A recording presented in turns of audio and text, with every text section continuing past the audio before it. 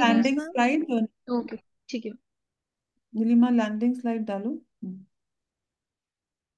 and you can call Ashok Chinmay. sir has come. Yeah, yeah.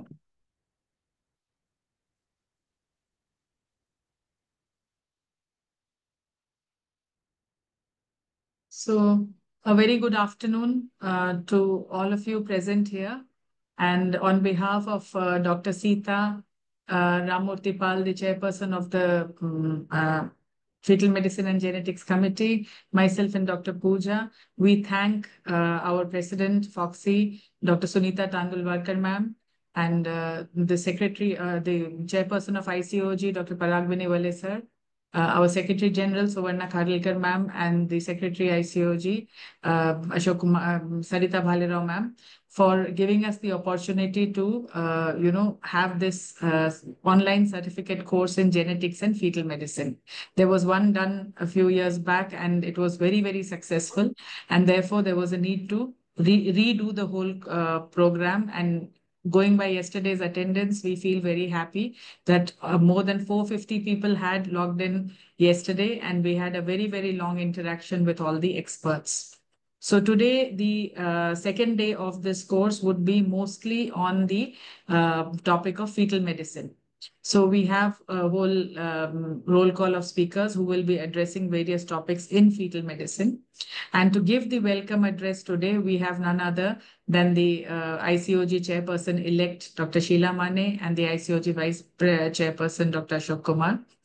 And both of them, they have been extremely eminent seniors in our Foxy ICOG family. And I don't think I have any kind of, ability to introduce them, but Sheila Mane ma'am is one of the most respected academicians of this country who has taken some of the topics to the global level with her like out of the box thinking in terms of workshops and academic interventions, especially in postpartum hemorrhage, which has been her like sole topic. But for her to spend time and come and encourage us in fetal medicine and genetics, we are really humbled. Ma'am, we would like to have a few words of wisdom from you. Thank you. Thank you, Dr. Chinmay. And I must congratulate all of you for, innovating this program. And I must tell you that it is the need of the hour. And I have gone through all the 3 days program, and it is so nicely coined that you people have covered such important topics, and it will be definitely useful in our day-to-day practice, as well as for the clinicians, as well as for the postgraduates. And a very good number of people, those who are attending this certification course. And good work, Chinmay, Sita, as well as Pooja. And I must also congratulate all the speakers. Now, we know that today's speakers are Dr. Jaya Chawla, Chinmay, Dr. Ghosh, Dr. Vandana, Dr. Bijay, and also one more Vandana, Dr. Vandana Chadda.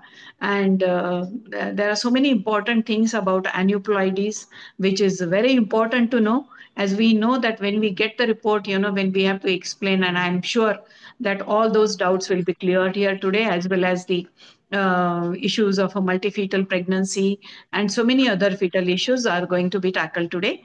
And I wish all the best for today's program. And once again, I say that I congratulate all of you.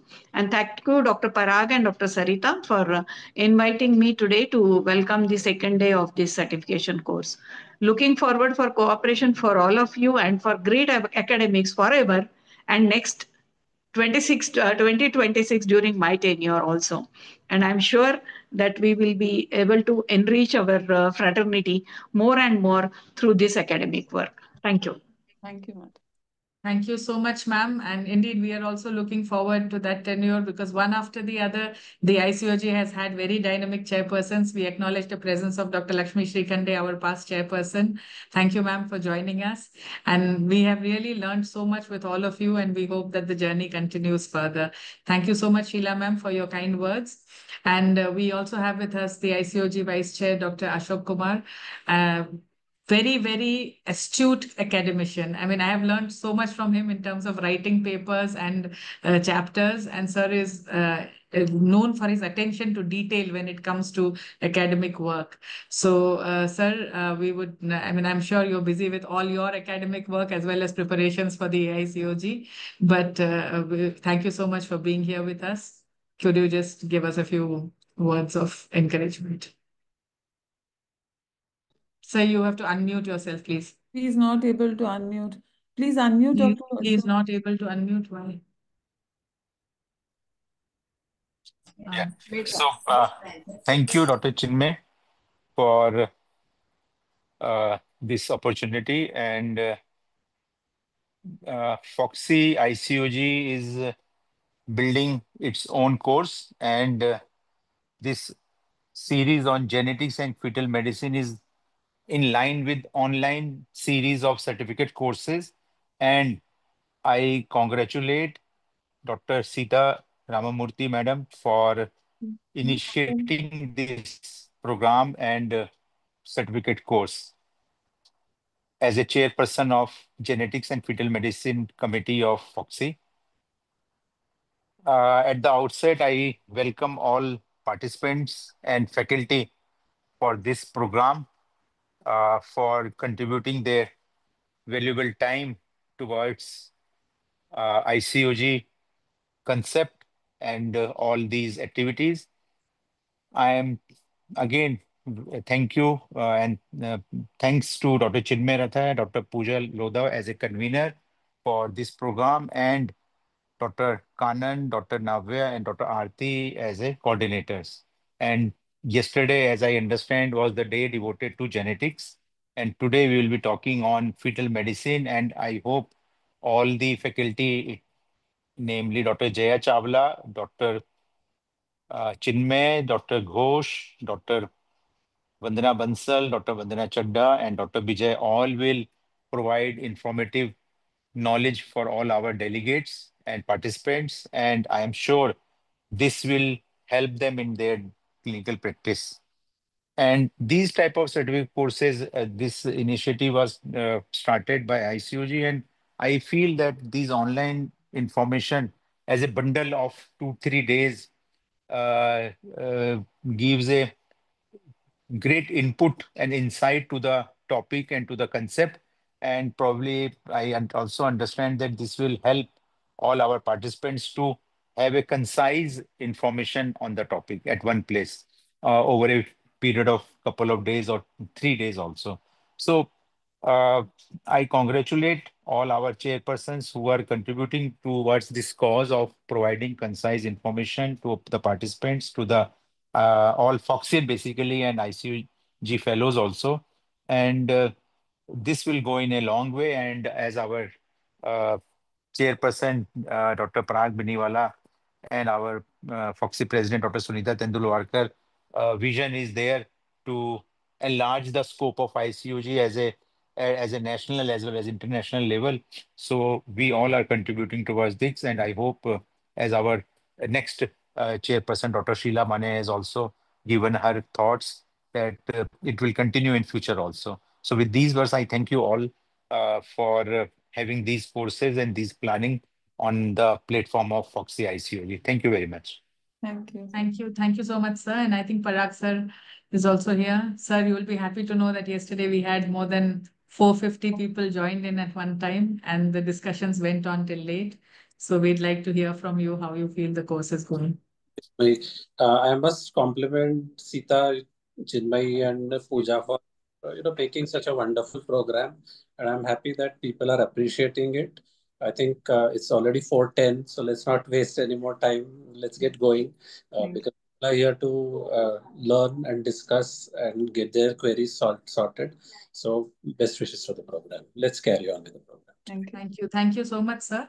And as we have just discussed that yesterday, this is a 3-day course, and we started yesterday with emphasis on genetics. We had core genetics, including the basics of genetics, and thereafter we had some interpretation of genetic tests and clinical cases on hemoglobinopathies as well as rare disorders, which was handled by a lot of eminent faculty. And there was a lot of discussion, and it was quite satisfying at the end of the day. Today we have a whole list of topics on fetal medicine, starting from first trimester aneuploidy screening to the anomaly scan in the first trimester, the assessment of growth in multiple pregnancies, the the role of NIPT in the current scenario, correlation of phenotype and genotype in fetal medicine cases and fetal interventions. And you've already seen the roll call of the speakers today. So we are looking forward to this, to tell all the candidates that we do have a post-test assessment, and everybody has to attend the post-test assessment to be able to get your certificate in the end. There is no pre-test. So there will be only a post test, and it is expected that if you listen to the lectures, you should score at least 50% on the post test, and that will be your acknowledgement that you have received some education in this course. So with that, I will hand over the proceeding. And yes, this is a very important announcement which we want to make on behalf of the ICOG, that there is a Part 3 MRCOG training course to be held in the ICOG office on 8th and 9th of April. So any of your friends or colleagues who are planning to take the Part 3 MRCOG this year should avail this opportunity, because this is an RCOG franchised course, and there will be faculty from the RCOG who will be coming and helping the candidates. So the details are given here. Any further details needed, you can contact us and we can send you the flyer directly also. But please do avail this opportunity and inform your students and your colleagues who are taking the Part 3 MRCOG this year. It's a brilliant initiative by the ICOG. So today's session will be, as already told, myself and Dr. Sita and Dr. Pooja had the opportunity to put the program together, but we have had the support of young coordinators, Dr. Kanan Kordawala, Dr. Navya Pillai, and Dr. Aarti Yavale. All three of them are the next generation fetal medicine specialists who are doing very well in their fields. And today's session is going to be coordinated by Dr. Navya Pillai. Dr. Navya is a consultant in fetal medicine and works in Hyderabad. She has a very illustrious CV to her credit. And I would hand over the session now to Navya to take things forward. So Navya, can you please welcome our chairpersons and start the first session?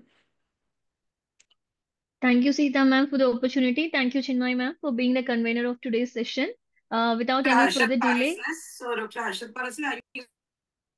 I take this privilege to welcome our today's chairperson for the session 1, Dr. Vaishali Chavan ma'am. She is a clinical director at Cloud9 Hospital, Kalyani Nagar, Pune, and also director of Sanvi Clinics Women's Health Center.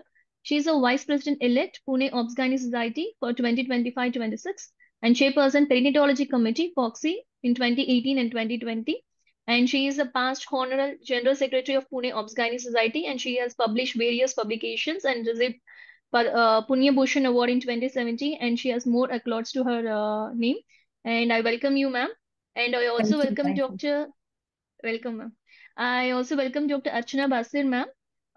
She's a past chairman for Foxy Imaging Science Committee, red blue card की 2015 to 2017, and she is organizing secretary for ISAR of 2016, and she is a managing committee member ISAR 2018 to 20, and also IAGE in 2018 and 19, and ICOG 2017 to 2019. We welcome you, ma'am. And I invite one of our beloved chairperson to introduce our first speaker for the session, Dr. Jaya Chawla, ma'am. Thank you.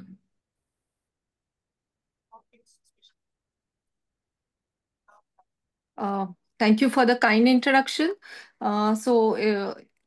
It is an honor to be here. Thank you very much to Foxy President, Dr. Sunita Madam, ICOG Chair, Dr. Parag, Sheila ma'am, Ashok sir, Dr. Sarita, and all the esteemed faculty who is present here. And especially thank you to Dr. Sita, Dr.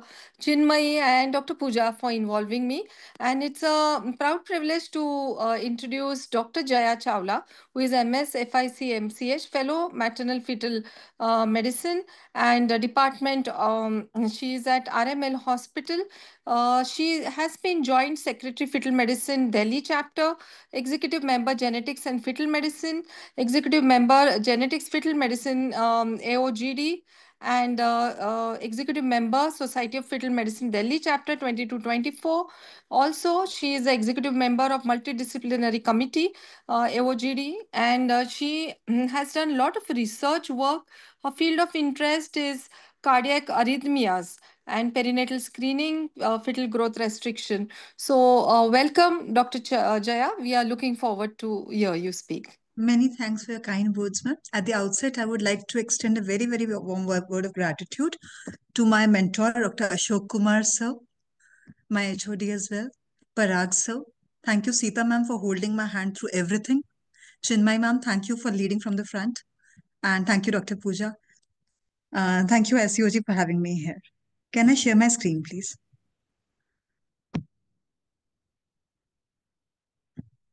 Is my screen visible, please? Yes, ma'am. Yes, you can make it full screen. Yes, please. So, I have been assigned the topic for aneuploidy screening in special situations, a topic extremely close to my heart. The situations we'll be dealing with today include ART conceptions, those with donor oocytes, those with pre-implantation genetic diagnosis, multifetal Just a gestation. minute, Dr. Jaya, just make it full screen. It's, I think, in presenter view right now. We can see your next slide at the same time. Oh, I'm like, yeah, I'll try doing that, ma'am. Is it? We can see two slides. The first one, including the next one. You can. This is. I will try, ma'am. I mean, I'm not sure as to how to do this. Just escape from there. Ma'am.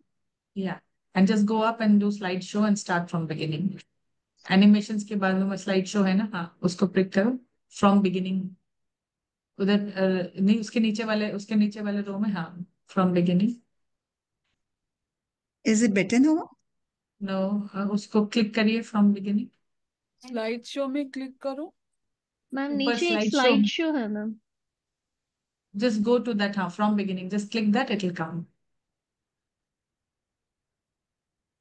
Okay, आप नीचे आ जाओ, आपके screen के नीचे Yes. इतनी. That's what. Yes.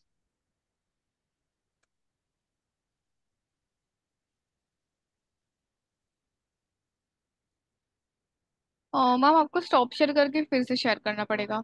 Right, I'll do that. एक बार stop share करके फिर से कर लीजिए. Convenience.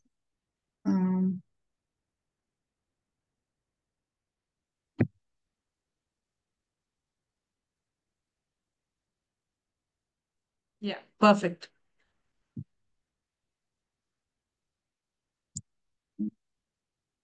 Yeah, it is already, yeah, perfect. It is full screen. Now you can carry. I can go ahead. Thank you so much.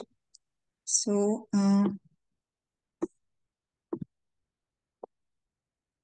I think I'm struggling with this. It is still not working out to my advantage. No, just click on the slide and then move आगे पीछे हो जाएगा.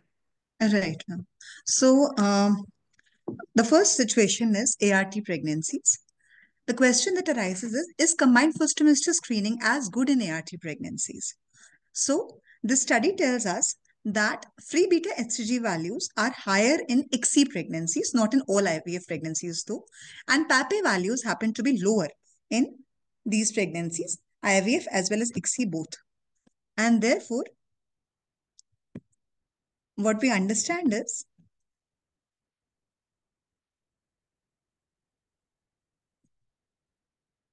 that beta HCG moms are higher and PAPE values are lower in these pregnancies, leading to false positive rates in combined first trimester screening in ART conceptions being higher than in spontaneous pregnancies. The second situation in ART pregnancies is, how does a second trimester screen fare? Most of the times these women come to us in the first trimester, and this is not a question, but sometimes if they appear late, I think my animation would not be working here. Is it? The marks are already there on the slide. Animations are not working. Yeah, ma'am, that is the problem because that way the slides will be overlapping a lot because I have a lot of animation in these.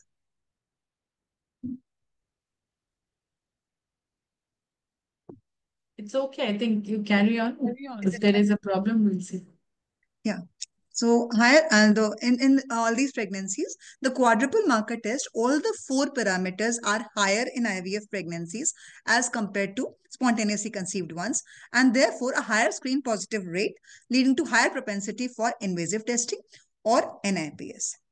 The third situation is how good is NIPS in ART pregnancies, and here we see that in a study with over 4,000 spontaneous conceptions and nearly 1,000 IVF conceptions, the spontaneous versus IVF pregnancy group, the fetal fraction is lower in IVF pregnancies, especially those conceived by donor ova, and especially those where hormone replacement therapy has been offered to the patients.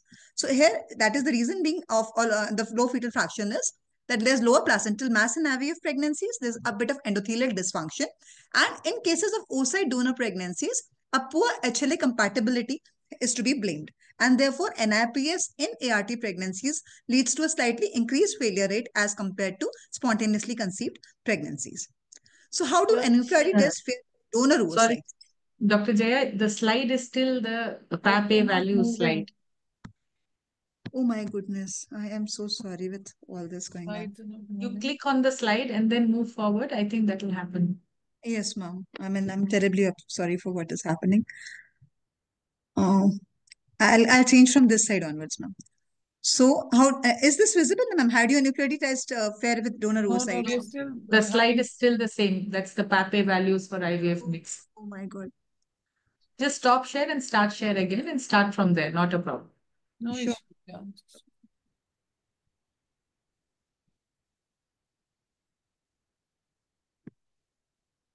Yeah. Ma'am, is this Yeah, any? changed. Now you have CFTS, comparison of CFTS. Now you have Now I IVF think versus it's working spontaneous. also. Shall I go back to the beginning, ma'am? Will it be time consuming? I think you can start from here. If people have questions, they'll ask you at the end. Sure, ma'am. So then, with a comparable demography, we realize that PAPA values are lower and beta HCG values are higher, leading to a false positive rate which is consistently increasing across the spectrum, and it is the maximum for pregnancies where frozen embryo transfer has taken place and where hormone replacement has also been offered. Thus, the conclusion being that false positive rates of combined first trimester screening in ART conceptions are higher than in those with spontaneous pregnancies. The second situation is how does second trimester screening fare in ART pregnancies? And here we see that all the 4 parameters of a quadruple marker test are higher in terms of ART pregnancies as compared to spontaneous ones, leading us to believe that higher screen positive rate leads to a higher propensity for NIPS being offered or invasive testing being offered in cases of second trimester serum screening. The third question is, how good is NIPS in ART pregnancies? And here we see that on the table on the right, compared to spontaneous conceptions, IVF conceptions have lower fetal fractions and significantly so. Those conceived with oocyte donation have a poorer fetal fraction, and those being offered hormonal treatment have a poorer fetal fraction as compared to those not being offered, thereby implying that there is an increased failure rate for NIPS in ART pregnancies, and this is secondary to a lower placental mass, more incidence of endothelial dysfunction, and poorer HLA compatibility in cases of oocyte donation. Now coming to aneuploidy test faring in terms of donor oocytes. Now here we see that the only factor which is different with donor oocytes is that maternal serum alpha fetoprotein levels are higher in pregnancies conceived with donor oocytes. And therefore, in terms of combined first trimester or other serum marker studies, donor oocyte pregnancies comparably fare as compared to spontaneous conceptions or IVF conceptions with self-gametes. The second situation is pre-implantation genetic diagnosis. We are all aware of the basic concept of pre-implantation genetic diagnosis. And the question that arises is, should all IVF pregnancies be offered a PGT-A to screen for aneuploidies before embryo transfer?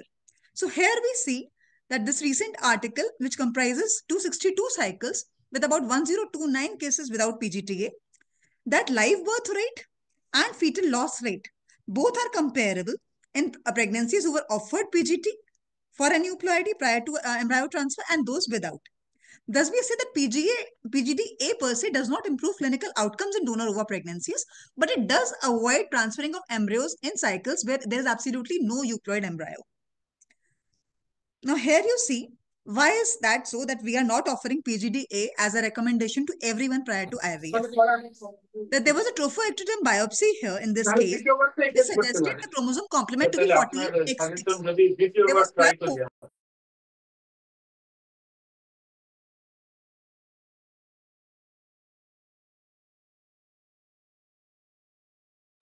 Hello, Dr. Jaya, please unmute yourself. I think सबको mute कर दिया. Doctor Jaya को unmute करो team. Already coast है ma'am. तो वो mute नहीं हो, अनम्यूट. हाँ. Is my Now screen you're visible? unmuted, huh? Is the screen visible? Screen has gone. No, your screen went off. Okay. We Is it request all the other attendees to just keep themselves mute. Is it fine? Yeah, now we can see Dr. Jaya. Please carry on. Thank you. So the second case, again, the trifectoderm biopsy result is dichotomous with the outcome of the pregnancy.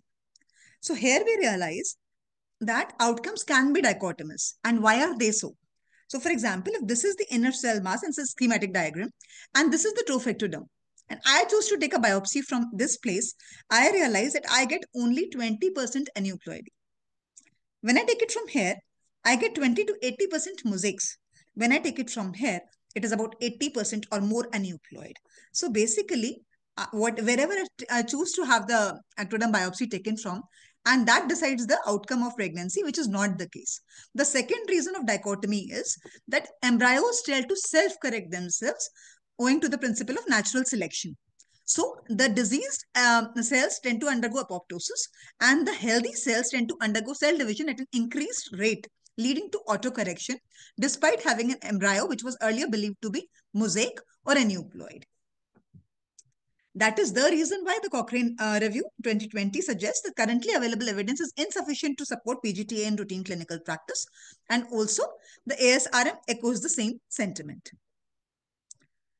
Situation 2, going ahead with pre-implantation diagnosis, should IVF PGD still be screened for aneuploidies?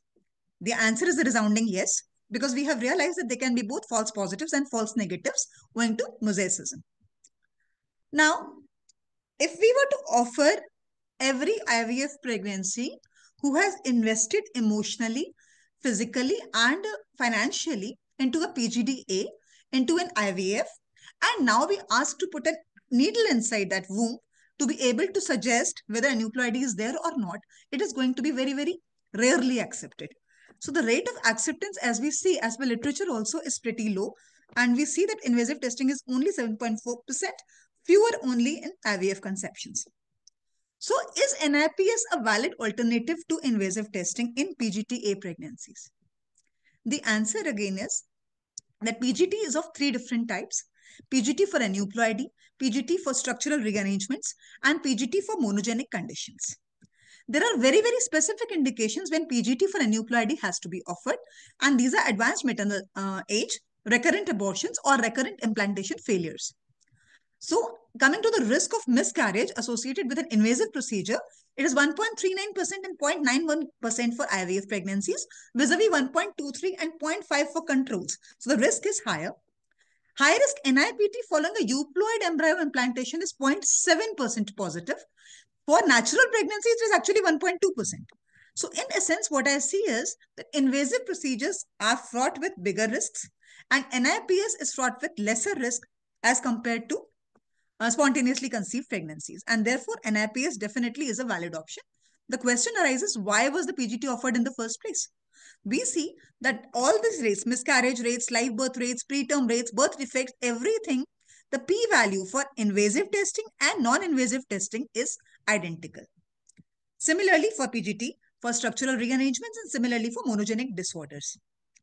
NIPT can be an alternative for PGT for aneuploidy. But due to limitations of current NIPS, we cannot technically offer NIPS for PGTs offered for structural rearrangements and for monogenic disorders, for which amniocentesis or CVS will be the best possible answers. Amnio to be precise, because that rules out mosaicism as well. What about multifetal gestations? Here we are pretty clear. Combined first trimester screening offers a valid option for both monochorionic as well as dichorionic twins. It is important to assess chorionicity before serum testing because the software would require us to put these details before going forward. NIPT is advisable in twin pregnancies, even though the failure rate was earlier believed to be slightly higher. Now it is comparable to singleton pregnancies. In dizygotic pregnancies, SNP-based platforms can be preferable to others. One must remember again that frozen embryo transfers, exogenous hormone therapies, and donor oocytes tend to have lower fetal fractions. What to do with vanishing twins? Now here we see that as compared to singleton pregnancies, with, when you talk of ART pregnancies and singletons and vanishing twins, there's a significant difference in the fetal fraction and false positive rate. Now, what we have seen here is that the screen positive rate for a vanishing twin compared to a singleton pregnancy is almost double here.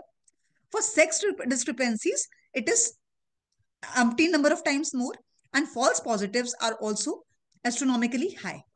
Now, look at the second part of this table. When the testing was offered at less than 14 weeks after the identification of a vanishing twin, and when the test was offered more than 14 weeks after the twin had vanished, we realize that in this latter part, the rates are comparable. They are truly comparable. So the insight we gain from these tables is this particular study, this team offered NIPS to ladies at 14 weeks and then again at 20 weeks, 12 weeks and again at 17, similarly for all the 5 cases. And what they discovered was that the contribution from the vanishing twin continued to decrease and that from the evolving twin continued to increase as the gestation rose. And that is why the moral of the story is that for NIPS in vanishing twin pregnancies, a scan is immediately, a prior scan is necessary to have the gestational sac, the number and the viability of the fetus is identified. The lab should be informed that there is a vanishing twin. There has to be a pre-test counseling about the increased risk of false positive cases and for sex discrepancy.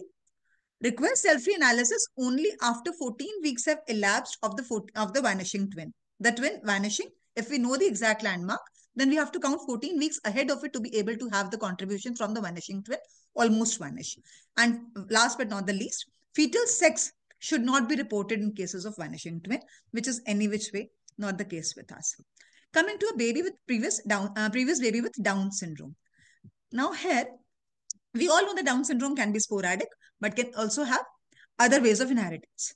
So here we see that there's a mother who has a balanced translocation, and this 21 has gone on to the 14 here. And the father is absolutely normal in karyotype.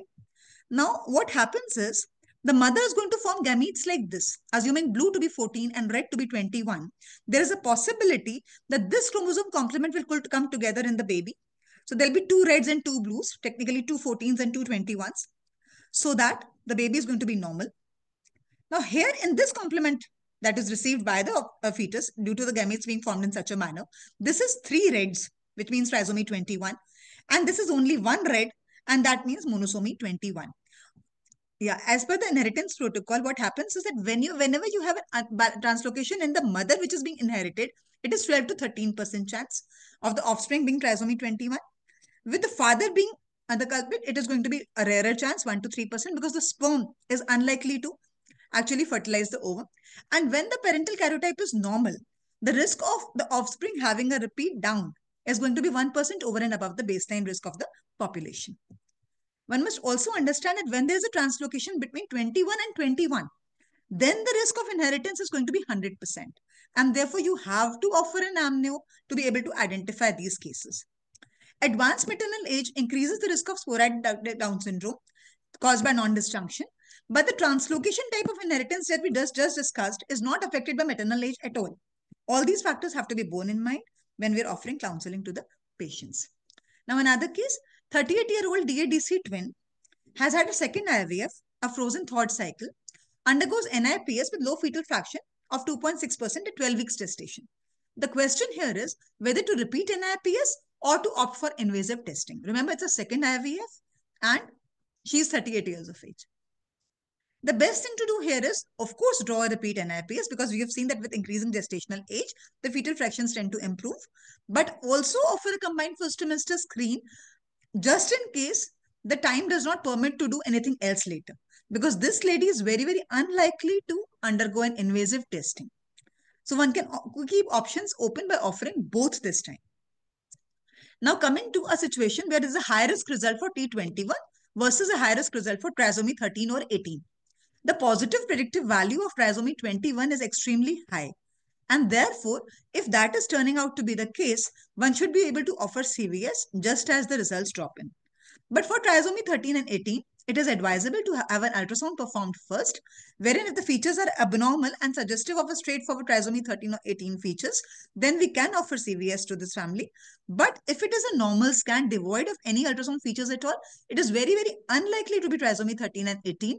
And because of a lower positive predictive value, one must wait for a 17 weeks time where a scan has been seen again. There are no soft markers. It's an absolutely normal scan of an amniocentesis, and that rules out confined placental mosaicism as well, which could be the case with CVS. Similarly, for sex chromosome aneuploidies, again, the positive predictive value is low, and in presence of a normal ultrasound, amnio or a postnatal karyotype can be valid options. Now, obesity. We all know that obesity tends to create lesser fetal fraction, and therefore no-call rates are high in this case. So another study, and this time more than 1 lakh samples. This suggests that as the maternal weight tends to increase, the risk of no-call or low fetal fraction also increases. So what to do? Here you see that at less than 150 pounds, the risks are comparable. At less than 200 pounds, the risks are comparable. But when you come to more than 200 pounds, samples drawn at 9 to 12 weeks and samples drawn between 13 to 18 weeks, the chance of having a low fetal fraction is almost half. The moral of the story is that if you have to offer a cell-free DNA testing to a woman who is obese, then waiting and crossing the 13 to 14 weeks, 15 weeks bar and then offering the scan can actually reduce the risk of no-call owing to a low fetal fraction. Pregnancy with transplant recipients. These days, because NIPS has become more of a norm, I'm discussing these situations because these are cases where NIPS may not be as good. So how do you screen for them? Of course, combined first trimester screen can be a possibility. But here you see what? Renal transplant patients.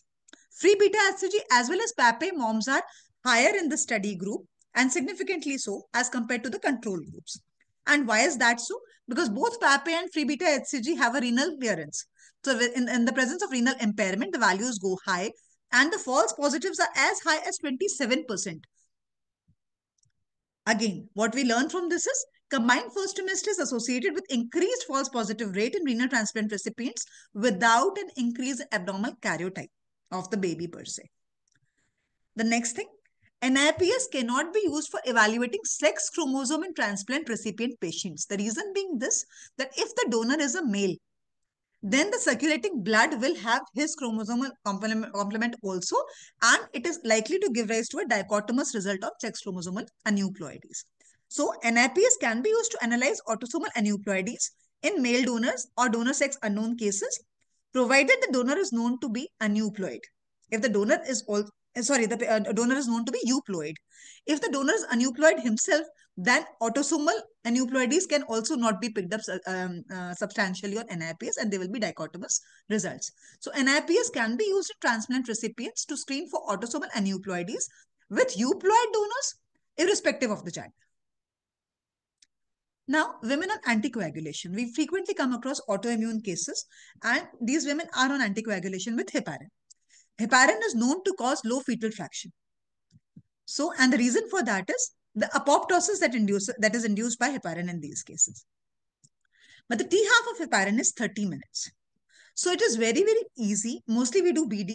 So before you have to give the next dose of heparin, if you draw an NIPS sample immediately prior to that, this effect is negated and therefore can be a valid, NIPS can still be a valid option in these cases, provided we take care of this. Women with aneuploidy themselves. We had a case where the mother herself was a triple X. And the NIPS offered also suggested that the baby was triple X. After the amniocentesis, it was found to be 46XX. The baby was absolutely normal, and NIPS was actually not able to distinguish between the maternal and the fetal components here. So, in case of a known maternal chromosomal abnormality, amniocentesis followed by a QFPCR and karyotype can give us the best results. Finally, a rider that NIPS tends to have low fetal fractions on vitamin B12 deficiency also, raised triglycerides also, raised LDL also. So it is important to bear these things in mind and include them as a part of the pre-counseling so as to escape medical legal consequences and to have better outcomes with pregnancies. Let us be aware to be able to care. Thank you so very much for the patient listening. Thank you.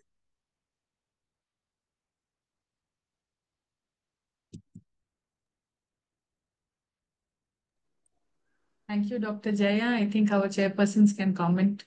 Dr. Archana? Yeah, that was a fantastic talk, Dr. Chaya. Very practical, very clear take-home messages, and all who attendees who have joined are going to benefit, and truly so much to learn from you, and you have a command over the subject. So it's a fantastic talk, wonderful talk. Thank you very much. Thank you I so think much. I think there's a lot to learn. There's a long way to go with NIPS and all these things. But I just had one question. If you have a patient who has, 21 trisomy detected on NIPS, and you have sent her CMA also, like, further investigation.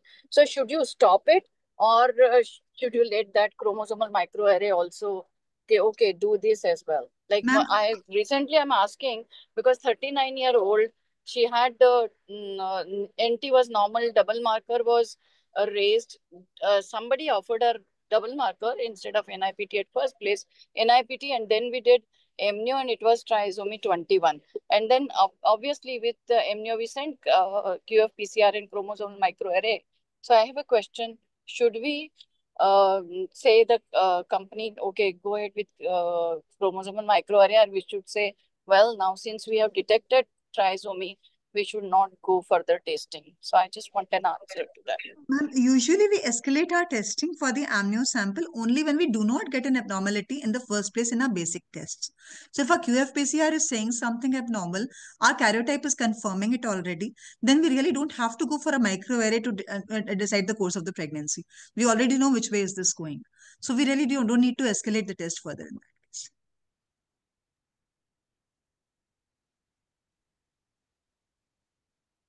Dr. Archana, you could introduce, thank you, Dr. Jaya, and Dr. Thank you. Archana, you can introduce Dr. Chinmay. I think she's waiting to be introduced. No, I'm not. No, I'm just No, Thanks. no, I don't think it's really necessary. Let's move, if you permit. Dr. Archana? Is Archana ma'am there? It's okay. Yeah. I think just give me that 1 minute No, No, no, extra. Vaishali is there. Yeah, let me have the honor and the great Yeah. pleasure of giving a formal introduction, Dr. Chinmay Ratta. We all know her. She is an absolutely great academician, a great teacher. Each and every talk of hers is something to look forward to and to listen and to learn. So, Dr. Chinmay Ratta is a fetal medicine expert, very well known director, lead consultant at Resolution Center of Fetal Medicine, Hyderabad, which is a fantastic center.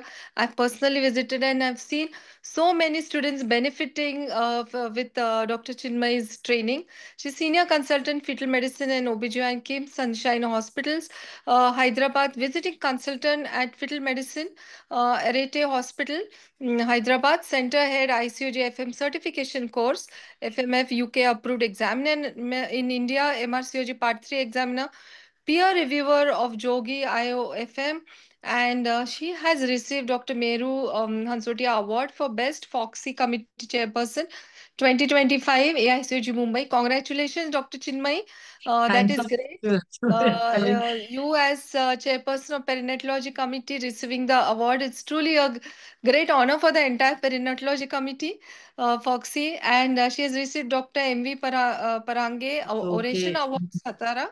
Foxy, Dr. C.S. Don Prize for Best Oral Paper, AICUG 2024, Professor Kamal Bakshi Oration Award in Fetal Medicine, SFFN New Delhi 2023, Dr. V.N. Shirodkar Memorial Oration Award Solapur 2022, Asia GCC Healthcare Leadership Award 2021, Foxy Dr. Rajat Ray Award in Fetal Medicine 2021, Dr. APJ Abdul Kalam Service Award for Service during Pandemic 2021, Wonder Foxin Thank you, Award Dr. Vanshul. 2019, Young Author Award for Foxy Jogi 2008, Best Paper awarded, and Dr. C.S. Don Gold Medal, Best Oral Paper, UP 2003. So many awards and simply amazing. So welcome, Dr. Chinmay.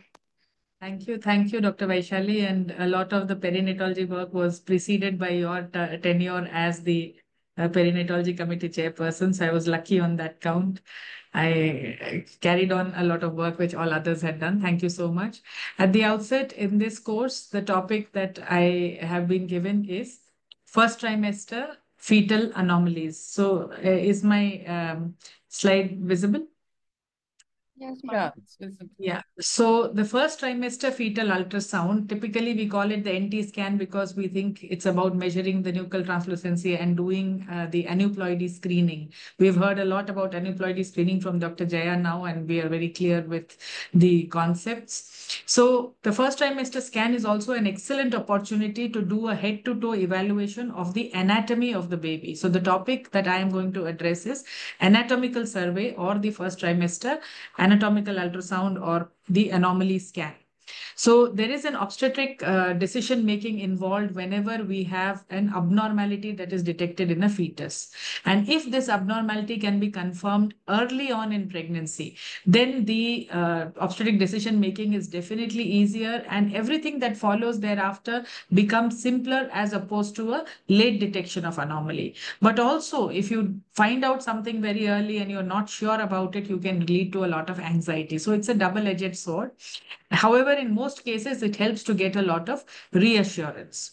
So when we start doing something, it is always good to follow a format, follow a guideline so that you don't run over doing lots of things. You need to define your limits. And this particular guideline, which was updated in 2023 by ISWOG, is one of the most practical do-it-yourself type of guideline, which can help you guide your scan when it comes to detection of first trimester anomalies. And I'm going to show you how you can do this step by step, head to toe, as I mentioned earlier, in the practical sense. So when we start from the head and the brain, the ISWOG guideline says that by 11 to 14 weeks, when the first trimester scan is done, it should be possible to see the skull completely around the fetal brain. The fetal brain itself is divided into two halves by the falx cerebri. You should see the choroid plexus almost filling the ventricles. Thalami, brainstem, cerebellar peduncles, the intracranial translucency, and cisterna magna are the added features that they have recommended. So as is very evident by the video that is running here, you can see that the contour of the fetal head can be seen, a complete, contour of the fetal head showing that there is nothing missing there. There's no unusual protrusions. And the midline falx is dividing the brain into two parts, left and right. And you can see butterfly-shaped choroid plexus, which is almost filling the ventricle. This is the normal appearance of the head in the first trimester. And similarly, in the picture down here, you see a longitudinal section of the fetus where you again see the contour of the skull very well.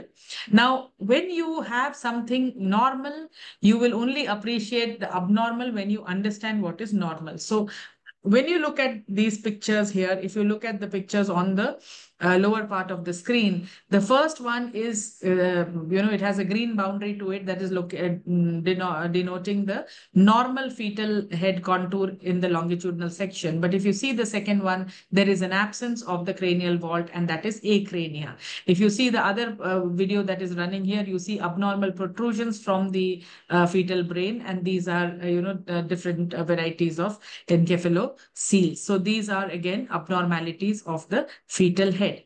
And similarly, you can have other problems in the fetal head and brain. As you can see here, you don't see a midline division properly. You don't see choroid plexus filling the ventricles. Instead, you see non-divided ventricle in the frontal part of the brain. And this is an abnormality which is classified as holoprosencephaly because of incomplete cleavage of the forebrain. The picture down here in sepia shows an abnormal protrusion from the brain, which is also an encephalocele here. So these are the abnormalities of the fetal head and the brain, which we can detect in the first trimester. And as is evident from the nature of these abnormalities, they have extremely poor prognosis in terms of their ability to have a reasonable quality of life, or even life for that matter. Acrania, for example, is lethal, uniformly lethal in the postnatal life. So there is really very little rationale in continuing the pregnancy, because this will lead to polyhydramnios, this will lead to malpresentation and a lot of obstetric complications for a baby that is not going to stay with us after birth. So if a parent wishes to discontinue that pregnancy, that decision can be made as early as 11 to 14 weeks. And that termination of these pregnancies is so much easier, because in some cases, for example, those where there is a previous cesarean section, it makes a lot of difference to do these obstetric procedures in the first trimester than later. Now, evaluating the fetal spine is again another thing in the first trimester. And if you have a machine with reasonable degree of clarity, you will be able to see the railroad appearance of the spine with the normally stacked up vertebra and the skin on top of the spine seen very clearly. You do not see any unusual protrusions. You do not see any kind of unusual upturning, downturning of the spine. Whereas if you see the picture by the side here, there is an acutely curved spine, which is a hugely scoliotic spine. The picture down there represents a hypomineralized spine, which is seen in some form of metabolic disorders. And sometimes when you are evaluating the spine in real time, you see the lower end of the spine is abnormally protruding out of the, where the skin contour is supposed to be covering it. Instead of that, there is an abnormal protrusion in the lower end of the spine. And all these have implications again on the overall quality of life. So sometimes very obviously you can have open neural tube defects that are diagnosed by direct visualization of the protrusion of neural contents out of the spinal contour in the first trimester. So this is a 13-week fetus, and as compared to the video that is moving on the lower part of the screen, you see that there is an breach in the skin and there is an abnormal protrusion of the contents of the neural canal. So that is a lumbosacral meningomyelocele, which has been diagnosed very early, and the prognosis again is extremely guarded in these cases, because of these herniations there will be changes in the fetal brain. Of course, there are methods of surgically correcting these things in utero as well as ex utero, but quality of life is a big problem, and many parents want the option of discontinuing this pregnancy if they diagnose it early. So this is one problem that can definitely be seen in the first trimester if it is presenting with this large protrusion. Sometimes you do not have these large protrusions in the first trimester, but there are subtle signs in the fetal brain which tell us that maybe this fetus will be having an open neural tube defect. Because see what happens when there is an open neural tube defect, the contents of the spinal canal protrude outside, and in the process they sort of collapse the fourth ventricle. So when you look at the view that you are very familiar with, the nuchal translucency kind of view, when you look at that, you see three lines which are seen in the posterior part of the brain, representing the brain stem and the future fourth ventricle and the cisterna magna. This future fourth ventricle is known as IT, or intracranial translucency, which is marked in the yellow color here in this picture there. And if you see it very well, then you are reassured that the brain contouring is still normal. There is no collapse of the fourth ventricle. But if you do not see an IT, if the IT is sort of collapsed in the first trimester, then that is an indication that this baby might be developing an open neural tube defect. So if you do not see the defect per se in the first trimester, by the time it may not have developed to that size that it is so clear, then you can call this patient back around 16 weeks for an early anomaly scan and be able to diagnose it earlier than if you left it till 21, 22 weeks for the baby to become bigger. So these are abnormalities of the fetal spine that can be detected. Then you come down to the fetal face and neck.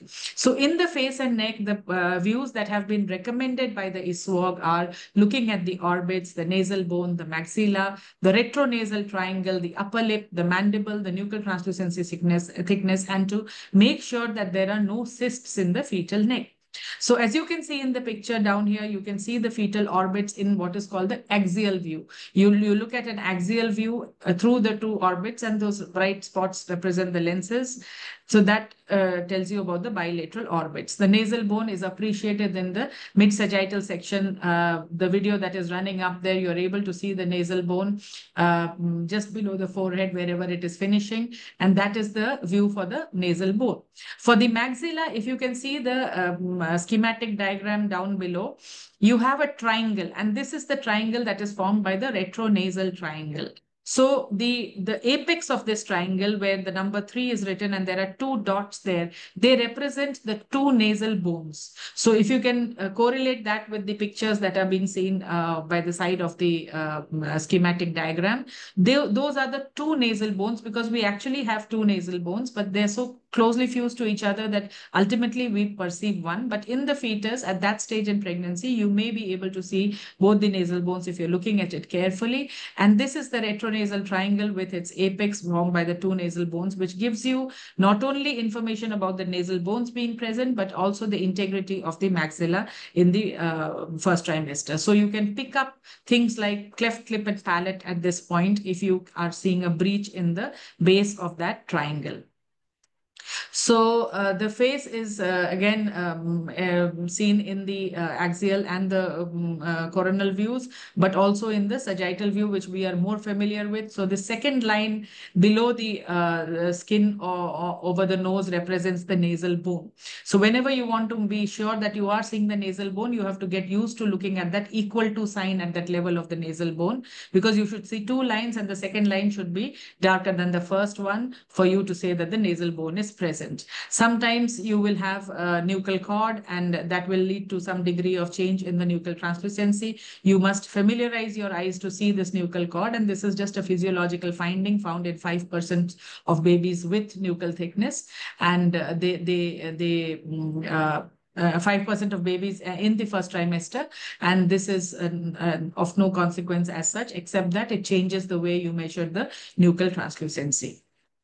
Then coming to the neck, when what you want to evaluate, if you do not pay attention, you will miss these swellings around the neck. So if you see here, the baby has a very, very large swelling around the neck. Sometimes it is so large you think that is the amniotic sac, but you need to go transvaginal and see that the amniotic sac is separate and this pouch around the baby's neck is completely separate. So this kind of a swelling is part of a increased nuchal translucency scenario, but it is also covering the entire fetus because there is a degree of edema even around other parts of the baby. So nuchal translucency is the fluid behind the neck under the skin in the first trimester of pregnancy, but whether it is confined to the neck or all over the body, it is also important for you to see and then assess the risk of other problems. So when we are confused, sometimes, like I said, when it's too large and you look at the baby transabdominally, you may think that that is the amniotic sac and you may actually miss that nuchal translucency. So going vaginal and looking at axial views makes you very confident that what you are seeing is actually an increased nuchal translucency and not the amniotic sac, because it is so far from the fetus that sometimes we get confused. So whenever you see this, you start evaluating everything which can be the reasons for blocked lymphatics, which are generally chromosomal abnormalities or abnormalities in the fetal heart or abnormalities of genetic origin, which can be leading to these kind of hydropic fetuses in the first trimester. So identifying these abnormalities just indicates the need for further workup.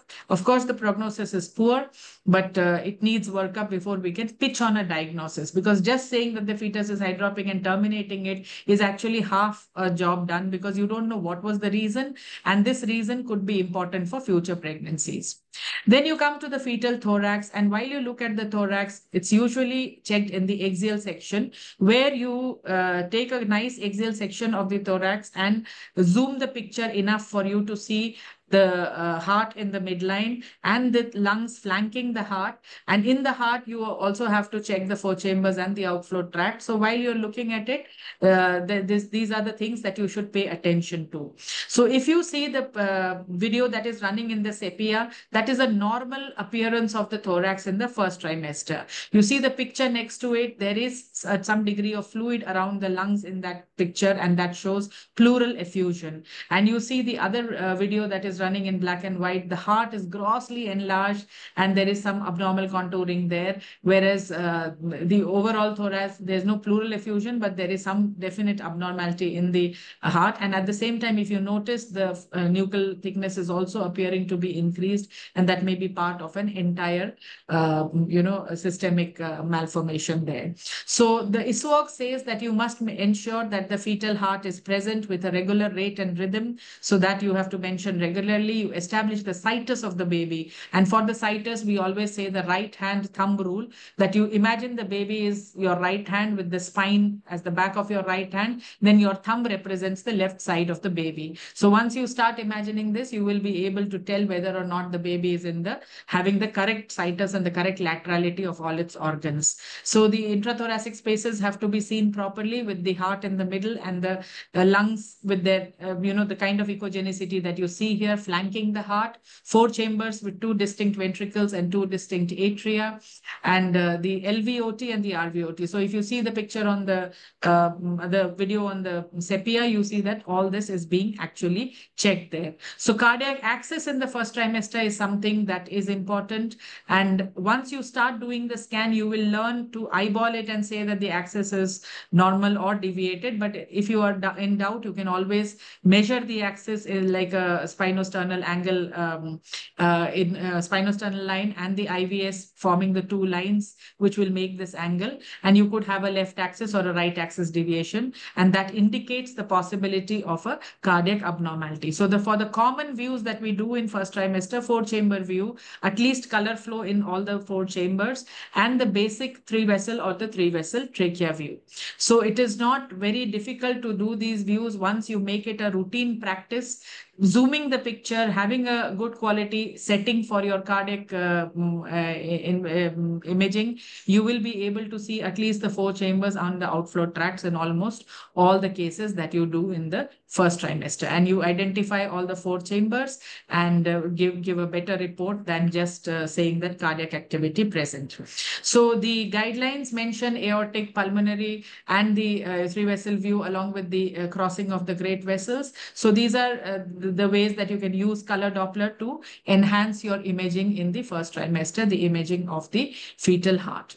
So when you start doing the imaging regularly, you automatically, what they say, the mind does not see what the eyes do not see what the mind does not know. So when you know what you're looking for at that area, and then you can even extend your examination to looking at the arches and the veins in the first trimester. Now that you've seen so many normal videos in the past presentation, in the past slides, can you make out what are the abnormalities here? So you see here, you don't see normal crux here. The crux is missing, and then you are seeing a large hole there wherever that crux was supposed to be. You don't see the outflow tracts exactly the way they are supposed to be seen. Instead of a V, you are seeing a U here. So these are the different abnormalities in the fetal heart that you can make out. This is an atrioventricular septal defect, where you see a U instead of a V in the three vessel trachea view. That is a right sided aortic arch. So there are different problems that you see here. And once you familiarize yourself with the normals, you will be able to pick up the abnormal very clearly. The video which has just started running, the black and white one, you see the chambers are not symmetrical. One side is very hypoplastic. So this is an evolving hypoplastic left heart syndrome. And all this can be diagnosed in the first trimester if you follow a very sequential method of doing the scans. So here, this is just a comparative view of a normal four chamber view that you can see in the black and white. And in the sepia, you you see there is definitely a ventricular septal defect. So first trimester, many of you will comment that it's too early for us to comment on a ventricular septal defect. We don't normally do this as a routine for everything, but suppose you have a lot of other abnormalities happening in that baby, you may want to know what is the cardiac component of that. For example, there's a single umbilical artery and you're looking at all the components of a vectoral sequence that could be seen in first trimester. Then this picture is only here to tell you that you can diagnose a VSD even in the first trimester when you're looking for it. So if it is an isolated VSD, of course, it will not have a problem. Now, this is a typical three-vessel trachea view. The V sign, which is the normal, the one on the sepia that you are seeing, that is the normal V sign, which shows that there is an aortic arch which is moving to the left side of the trachea. But on the other side, you see that U sign, and that shows that there is a right-sided aortic arch. And a right-sided aortic arch can be a normal variant also. But again, like I said, you always look at a fetus in completion. You don't look at just one part and make a diagnosis. So suppose there are some other features or there is another single umbilical artery or something in the background, this will warn you to start thinking more. So rate rhythm, you can always make that clear there. Looking at the ductus venosus in the first trimester is part of not only the cardiac evaluation, but also the aneuploidy screening. Looking at the tricuspid valve and its flows is important for aneuploidy screening, as well as establishing that the cardiac flow is fine. So when you see a regurgitant flow, you see the valves are, the sepia waveform is the correct waveform, whereas down there you see regurgitant flow. In valves, whenever there's backflow, that is abnormal. So the fetal heart can be evaluated in the first trimester in a lot more detail, and a lot of abnormalities which are of very, very significant outcomes can be detected and life can be made easy. This was so one autopsy in the first trimester where we diagnosed a problem and then got an autopsy done just to be sure that, you know, we are not over diagnosing it, because that was one of the early days when we had diagnosed a hypoplastic left heart in the first trimester. But now that we are doing it very frequently, at least major abnormalities we don't miss in the first trimester. Coming to the abdomen, the stomach should be seen, the bladder in its normal position, and you see it in the axial, coronal, and sagittal planes. So these are the normal views of the fetal abdomen, and you can see the umbilical cord attached to that area. Whenever there is some protrusion, when you don't see the stomach in the first place, don't get excited. Wait for 30 minutes. Sometimes it could be physiological emptying. And only when you don't see it persistently and you see somewhat more fluid outside, suspect an esophageal atresia. So both stomach and heart should be on the same side. If they are on opposite sides, you suspect heterotaxy syndrome.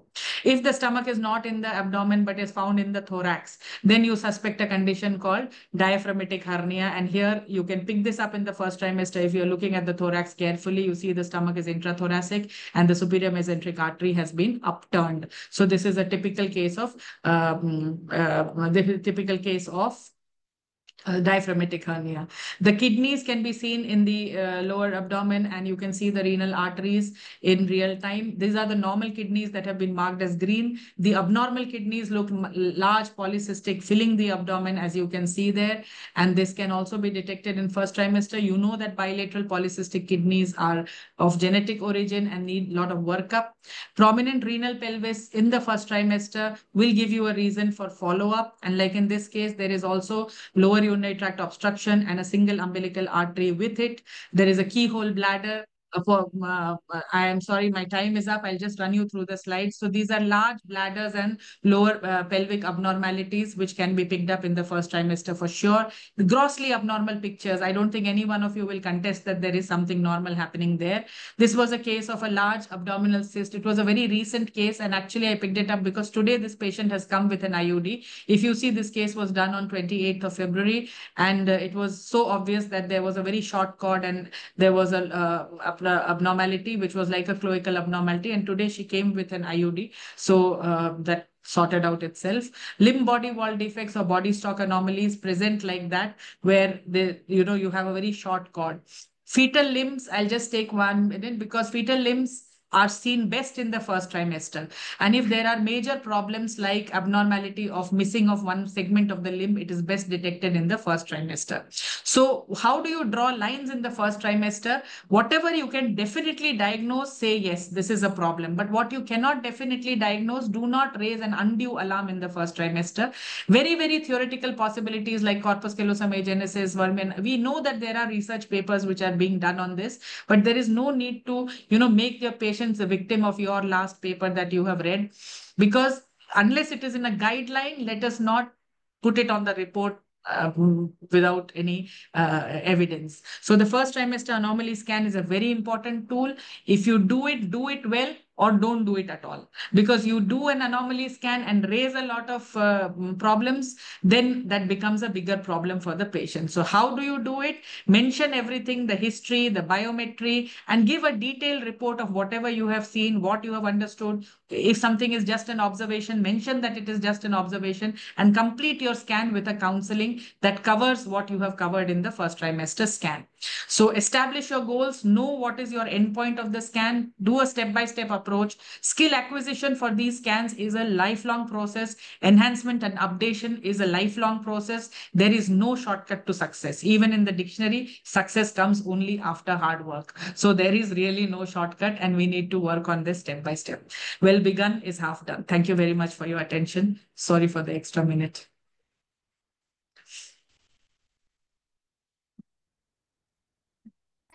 Thank you so much, ma'am.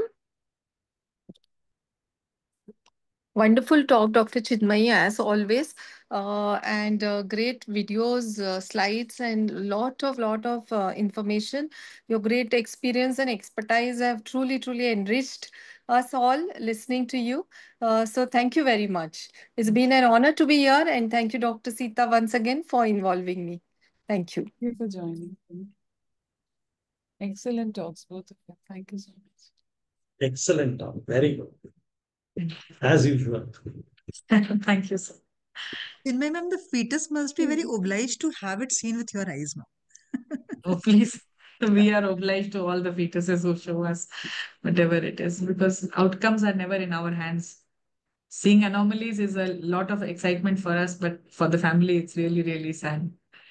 Even that body stock anomaly lady wanted to continue. We could not actually tell her otherwise. And I was a bit relieved today when there was an IOD, because it would have never had a good outcome. But she just did not want a termination.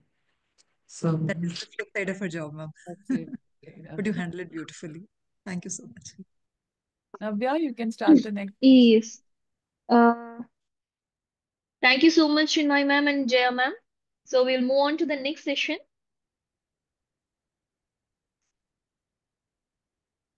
Slide, please.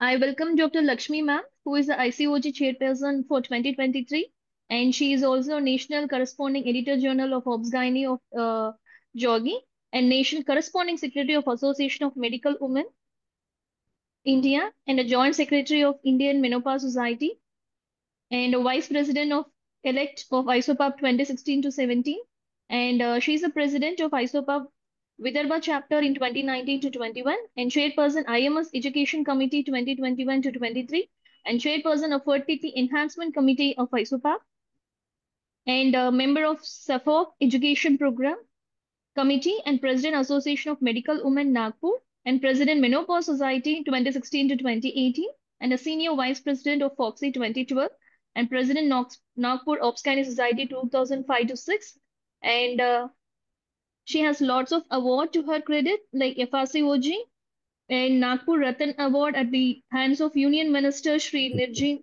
Gadkari, and received a Bharat Excellence Award for Women Health and Best Committee Award as chairperson of HIV AIDS Committee FOXY 2007 to 2009, and received appreciation letter from Maharashtra government for her work in the field of Save the Girl Child, and delivered 32 orations and 550 guest lectures and publication in 62 national and 31 international journals.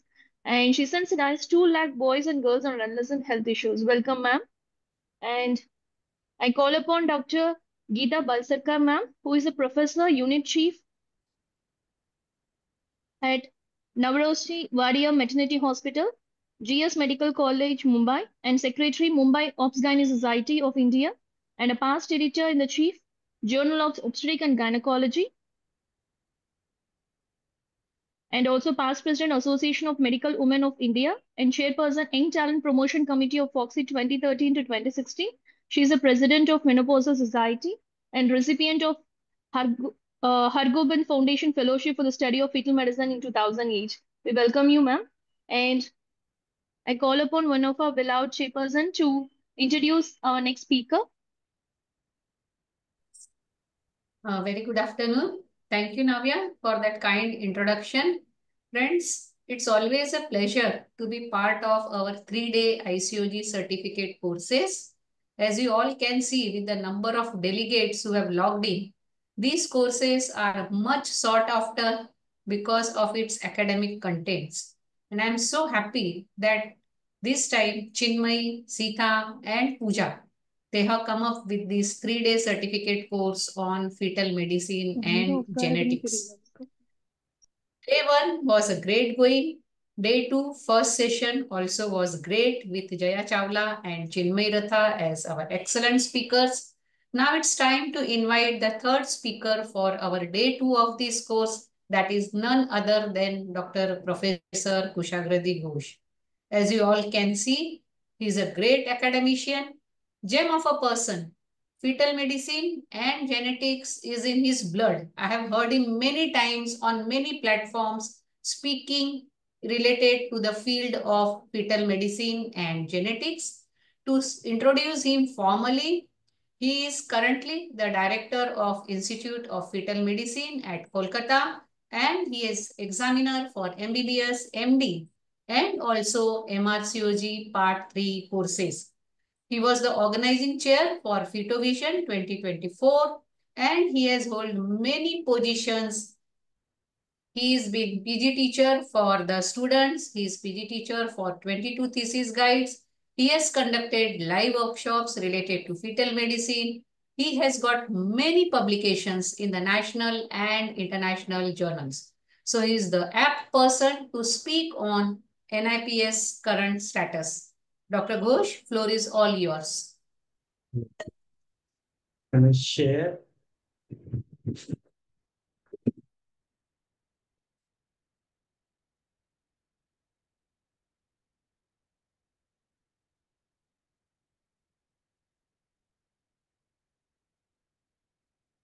Next slide. So it has to go to full screen and from the beginning. Full screen. No. Sir, you have to go to the beginning, Sorry. the first slide. No, it's Yeah, not try going to slides. screen. So stop sharing and share again. Then Okay, okay. go back to the first slide and then share again.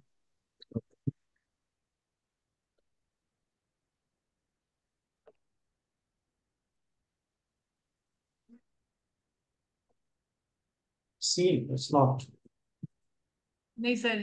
Once you can stop share, Okay. yeah, start again and from the first slide.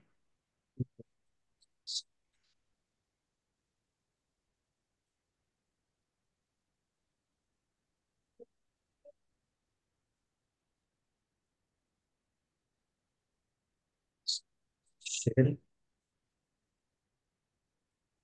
See now? Yes, yes, sir. Just make it full screen, sir. Yeah, okay. Yeah, Okay perfect. now? Oh, Yes, sir. right. Sorry about this.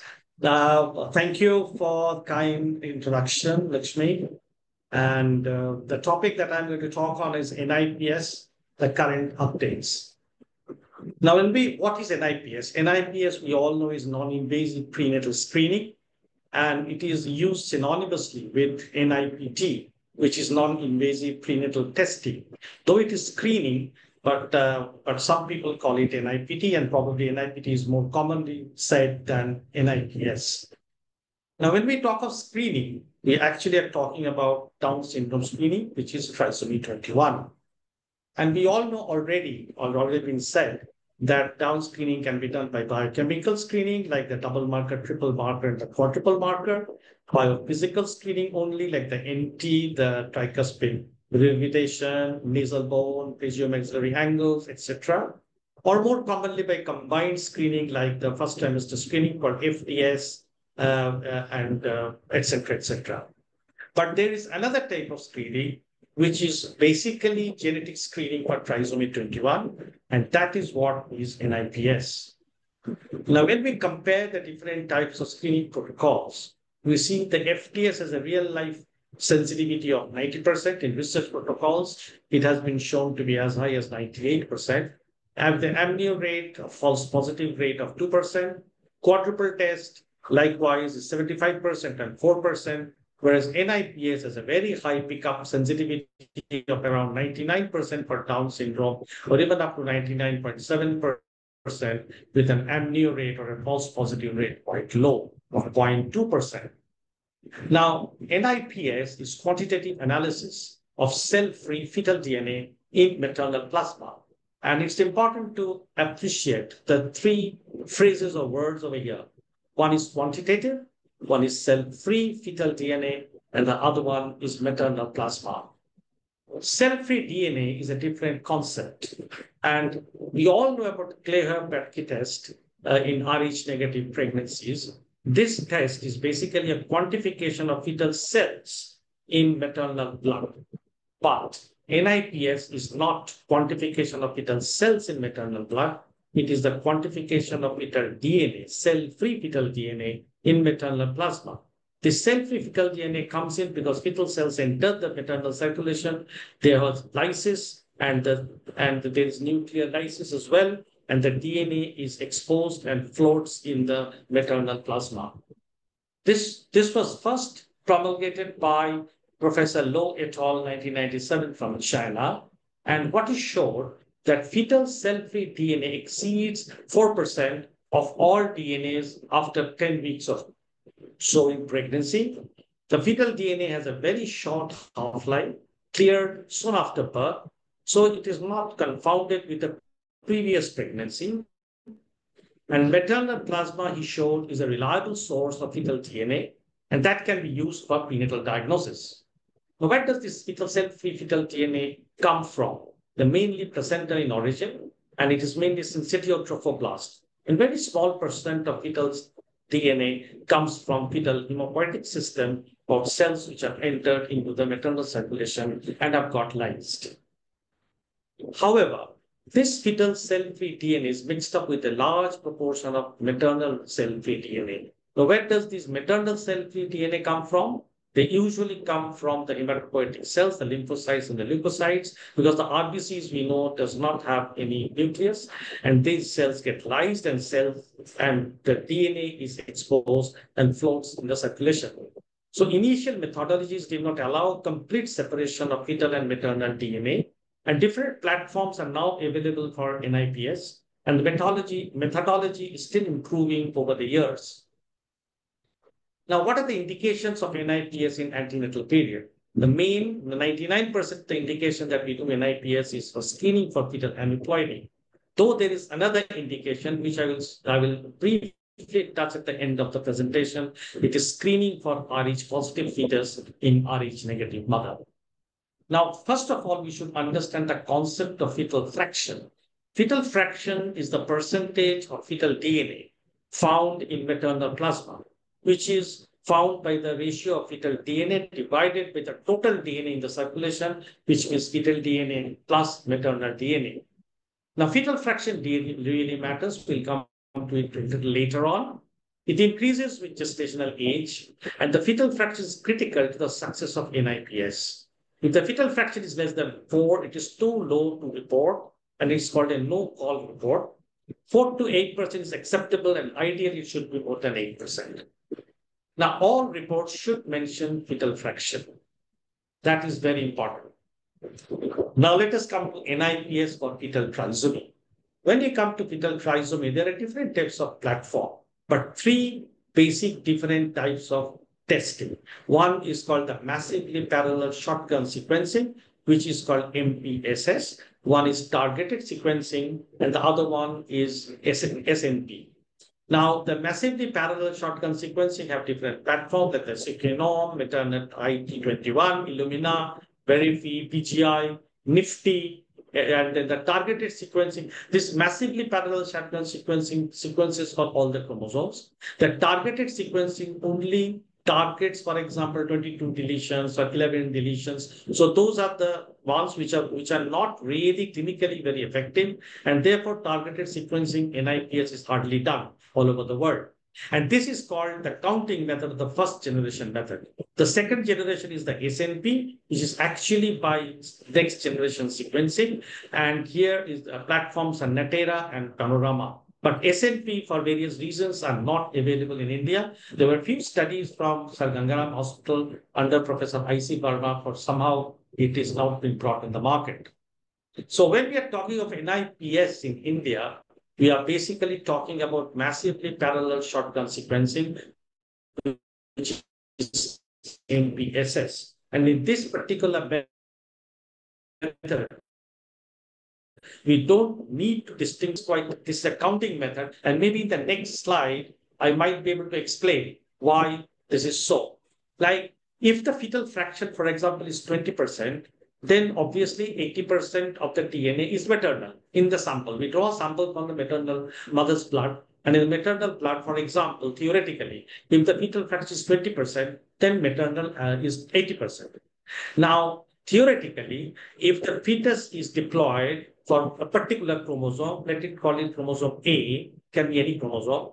DNA quantity for maternal chromosome is 80 by 100 into 2, that is 80%, 2 chromosomes. And DNA quantity from fetal chromosome, which is again deployed because the fetus is normal, diploid, and it is 20 by 100 into 2. Now, total DNA quantity would be 0.8 into 2 plus 0.2 into 2, which would be 2.0. So this, if it comes like that, this is normal. That means that particular chromosome is deployed. And all the chromosomes will have this sort of ratio. Now, if, for example, one chromosome has trisomy, for example, in case of trisomy 21, then the total DNA quantity for trisomy 21 for mother will be same because 0.8 into 2. Mother has 2 copies. But the fetus would have 0.2 into 3. And therefore, when we add together, then the total DNA quantity becomes 2.2. And the normal DNA should have been 2. And therefore, there is a relative increase of 2.2 divided by 2.0 into 100 is 10%. So from here, we understand that if the fetal fraction is more, for example, 0.2 becomes 0.3 and 0.8 becomes 0.7, which means fetal fraction is 30%, then this discriminating factor is increased. And therefore, the authenticity of the report is increased with fetal fraction increasing. And that is the most important concept of MPSS and in NIPS. So if fetal fraction is low, then we can't really differentiate between normal and abnormal. Now, if there is a low fetal fraction, then the report is usually said no call. And the possible reasons for that could be, and associations could be early gestational age, less than 10 weeks, fetal aneuploidies, because sometimes the cells do not throw up DNA in the maternal circulation, maternal mosaicism, discordant anomalies in twins, one normal and the other abnormal, other adverse outcomes, and maternal CNPs, like some malignancies, DNAs could be coming. And no call report, what are the management options? We can repeat the NIPT. Most of the labs would do it free of charge. But the first reason why it has not come may be repeated in the second one also. So again, if we do an NIPT, again, it might come as no call. Then we can either go for an invasive testing, which majority of people would probably agree to, and or we can go for a biochemical screening if the time is sufficiently there for first trimester, or do a quadruple test. Or some people would go for a soft marker genetic sonogram. So the pre-test and post-test counseling is extremely important before NIPS. Now, what is the performance for NIPS in common anomalies in unselected population? For all the common anomalies like trisomy 21, 18, and 13, the sensitivity is very high, about 98 to 100%. Specificity is also very high. But when we come to predictive value, we see for trisomy 18 and trisomy 13, the positive predictive value is very low, 65% and 37%. 6% only. And therefore, NIPS truly is validated for only trisomy 21. 18 and 13 can be picked up by ultrasound as well. Now let us come to the guidelines. What do the guidelines say about NIPS? International guidelines and policy statements have been coming up through since 2012. We have the COG Canadian ISPD 2013, which we have taken as gold standard. Then the RCOG, then the ISWAG 2014, then the NICE 2016, and latest that has come out is the ISPD 2023. And most international bodies recommend screening with NIPD only restricted to high-risk individuals. And this is what is ISPD. Now, what all the guidelines are saying that all women should be offered a first trimester scan, which Chinmay has spoken so well, regardless of their intention to undergo down screening. And we know the reasons for that: viability, dating, multiple pregnancy, chorionicity, major abnormalities, and NT measurement in millimeter and multiples per million. Now we have standard ISWAG standard planes for first trimester ultrasound, and anomalies can be picked up. At least 12 to 14 anomalies should be picked up on first trimester ultrasonography. And then following the scan, there are three options. One is NIPS, as far as NIPS is concerned. Either we do an NIPS as a first line screening test, or we do a biochemical screening and then decide NIPS different depending on the report, which will come a little later. Or we can, even after the scan, go for direct invasive testing when the background risk is high. Let us deal with the C first. Direct invasive testing is done when women with fetal and with the fetal anomaly on ultrasound already identified. NIPT should not be done. NT more than 3.5 millimeter, directly go for invasive testing. Very high risk on FTS, 1:10, or a previous history of Down syndrome, because majority of women would want a 100% reassurance that this baby is absolutely fine, or even women otherwise who want a 100% reassurance, go for direct invasive testing.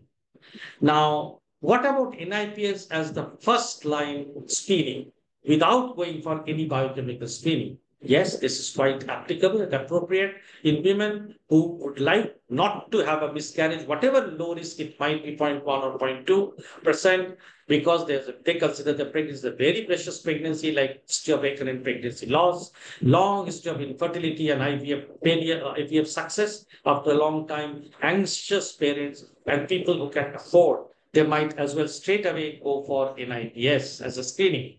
And then there is another concept of universal screening, that instead of only going for high risk screening in high risk individuals, why not go for universal screening?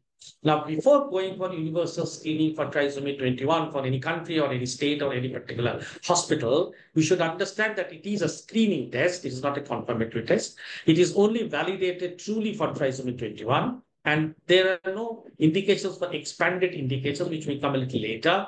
And there is a no-call report of 3%, where again something needs to be done. And anyway, we have to do a scan. And it has been shown that it is not cost effective yet in India. Having said that, there are some countries which have started adopting universal screening. Now, let us come to NIPS as the second line screening after first trimester combined screening has been done. And this is the contingent screening. Now, what is done here is the concept of intermediate risk, which means the so-called low risk group that is less than 1 into 50, that divided into an intermediate group and the low risk group. This was based on some studies coming out from the Fetal Medicine Foundation and some others, where the individual intermediate group was identified based on such articles. Now, why was this intermediate risk categorization started? Because of missing of Downs in this group, and NIPT was costly in that era. But we must understand that it causes anxiety. Any intermediate report will cause anxiety, basically because the patients were not counseled before that your report can come high risk, low risk, as well as intermediate risk. What we mostly counsel women are, the report can be high risk and low risk. We hardly counsel that it can be intermediate risk. And even if it comes as intermediate risk, there are no clear guidelines for either for categorization, what do we mean by intermediate risk, or management of intermediate risk. For example, some criteria says 1 in 100 to 1 in 1,000. Some people say 1 in 100 to 1 in 500. And some people, for in our country, it is usually taken as 1 in 250 to 1 in 1,000. Anything more than 1 in 1,000 would be low risk, between 1 in 250 to 1 in 1,000 intermediate, and more than 1 in 250 as high risk. Here is a report, for example. If I had not circled this report, 1 in 478, it would have been considered as a low risk report. But suddenly we go to the next page and we see that this sort of comment comes in that in view of the equivocal or intermediate risk, further testing would be advocated. So that causes a lot of confusion. Now, if, for example, we are confronted with such a report, what are the options we have? Here also things are not very clear. One might say that, yes, it is basically a low risk and therefore counsel and continue pregnancy. One would say, well, I could go for soft markers for Down syndrome or genetic sonogram, as it said, to see whether we can find some ARSA or echogenic focus or short bowel, echogenic bowel and things like that. And the other would say, I'll do an NIPS. And then still others would say that why we'll go for amniocentesis. So, especially after the white paper in October 2022. So now there is a confusion. But majority of the people which I've seen after intermediate risk would go for NIPS triaging. And this is what is the contingent NIPS. And this is because of the losing of fear of Down syndrome in that group. But there are problems of doing NIPS in the intermediate group because couples are not counseled beforehand. And then even if we do an NIPS, this is on a screening test. So one screening test was done, maybe FTS or quadruple test, and we do an NIPS, which is another screening test. And couple pays for both. And then suppose the patient looks back and asks, doc, do you think that my fetus is not Down's now? And then we cannot give an 100% guarantee. We even say that, yes, it's 99% we say that you are not Down, having Downs, but we have paid for 2 tests. So that sort of thing comes in. Now, there are medical legal consequences of not acting on it. And furthermore, how many extra Downs can be picked up? There has not been much cost-effective study, at least in our country. And therefore, pre-test and post-test counseling is a must before we entertain a report of intermediate risk or advise a report. Whatever we do in IPS, either as primary screening or contingent screening, we do get a report. And the report looks like this. The top portion shows about the demographic profile. And here we have this red mark, high risk of trisomy 21. And we go down and we see high risk highlighted over there. And on the right side, it says the risk score is score 1 in 3. Now, this does not mean that the fetus is Downs. Because if you see the sensitivity, it is quite high. If you see the specificity is quite high, but the positive predictive value is low. And therefore, we have to understand that NIPS is a screening test. It is not a diagnostic test. The low risk does not exclude trisomy. High risk is not diagnostic. And therefore, we cannot do MTP. And the positive result has to be confirmed by invasive testing. Now, there is a concept of expanded NIPT, apart from the common aneuploidies. They are the sex chromosome anomalies, the rare autosomal aneuploidies, some deletions and duplications, and some single gene disorders. According to the ISPT position statement of NIPT on 2023, none are really very much clinically indicated. If we see the NIPS for sex chromosome anomaly, we see the positive predictive value on the last column to be quite low compared to the autosomal trisomies. The common 3 trisomies we are talking about, well, the trisomy 21, we are talking about 99%. So we really cannot screen for sex chromosome anomalies or aneuploidy by NIPS. Now, again, the ISPT position statement says that microdeletions and microduplications should not be screened with NIPS. Testing can be done and only limited to clinically significant disorders with a well-defined severe phenotype, which is very, very rare. The other is deletions and duplications. You see all low risk, but we should consider only as a screening test. The same thing about other rare chromosomal anomalies like 11 and 19 and etc. etc. And the other one is a single gene and NIPS. Here also, the guidelines suggest that single gene screening is clinically available, although not currently recommended. Now, NIPS in twins, the detection rate is quite good, but it is slightly lower than singleton. Now, in the twins, the overall sensitivity is 94.4%, which is slightly less than singleton. There is, however, a little higher failure rate. If the twins are discordant for some anomalies, it is better to avoid. In concordant twins, and especially in monochorionic twins, it has a very good high negative predictive value because in majority of circumstances, either both of them would be down or both would be normal. Very rarely they are discordant for chromosomal anomaly.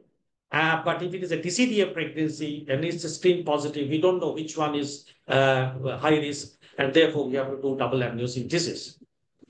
Now, the vanishing twin, it has a high risk of false positivity because the non-viable fetus could interfere with the result, and we don't know whether the fetal loss was associated with an aneuploidy or not. The chance of that is up to 40 to 50%, and it's better to avoid NIPS in a situation where there is a fetal pole visible on ultrasound in twin pregnancy. There are reasons for false positive, like confined placental mosaicism, demise twin, as we said, maternal mosaicism, maternal obesity because of low fetal fraction, maternal cancer, a suboptimal sample collection, transplant recipients because we have a foreign body in our kidneys, as our kidneys, and recent blood transfusion because again there will be foreign cells. There are reasons for false negative, which is extremely rare, which could be due to confined placental mosaicism, where a normal type of placenta would be there in an otherwise trisomic fetus, which is very rare. Technical issues in the lab, maternal copy number variants, especially deletions, and borderline or low fetal fraction. But as a whole, NIPS negative predictive value is very high and false negative is low, which means that if the NIPS is positive, then we need to do an invasive test. But if the NIPS is negative, which means it says that it's not Downs, then it's unlikely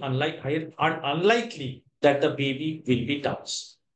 Now, let us come to NIPS in Rh negative pregnancies. Approximately 38% Rh women, negative women, receive NTT unnecessarily because the fetus is also Rh negative. It varies between 40% to 50%. So because these are Rh negative fetuses in Rh negative mothers, and there's no point in giving NTD to those mothers. So NIPS has been tested in Rh negative pregnancy to identify the RHD status of the fetus. However, the methodology is quite different because here we need to differentiate between maternal and fetal DNA, which was not there in the MPSS technology for aneuploidy screening. And there are two methods which are normally used. One is the real-time PCR for RHD gene in the maternal plasma because the mother is Rh negative. If there is a RHD antigen there, it obviously has to come from the fetus. And NGS, which is the next generation sequencing, also it's the same. Now, when we draw a sample and let it stand, we have a maternal buffy coat and a plasma. The maternal buffy coat actually has maternal DNA, whereas the plasma has fetal DNA. That's how we understand. And the discrimination of one DNA profile from the another is done either by SRY, which is sex determination region of Y gene, but this is applicable only in male fetuses. We cannot understand if the fetus is female because anyway, the female fetus would not have Y gene. By ITP, which is not done these days, mostly the differentiation is done by short tandem repeats, which differentiates the genomic allelic polymorphisms between the mother's DNA and any foreign DNA.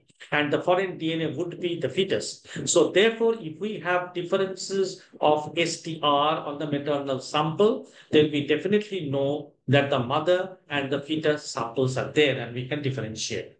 Now, who can benefit from NIPT RHD? Pregnant women with confirmed Rh negative status, because we can avoid giving NTD, above gestational age of 11 weeks, just like trisomy, and carrying a singleton pregnancy, because twin pregnancy will again cause problem. When do we take the sample? The sample will be taken 16 weeks onwards. Results are available in 14 days or so. If the fetus is Rh positive, then we don't give any NTD throughout the pregnancy, even on sensitizing events, but maternal and cord blood will be taken at delivery. and the chance of missing an Rh positive fetus by this test is extremely low. But if the fetus is Rh positive, then NTD will be required as current protocols.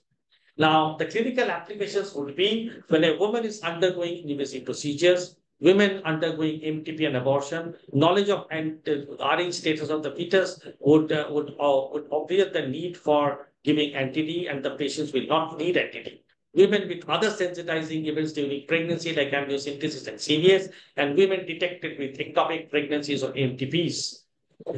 In twins, if the NIPS report is Rh positive, it only shows that at least one of the babies would be Rh positive. This is especially true for PCDA.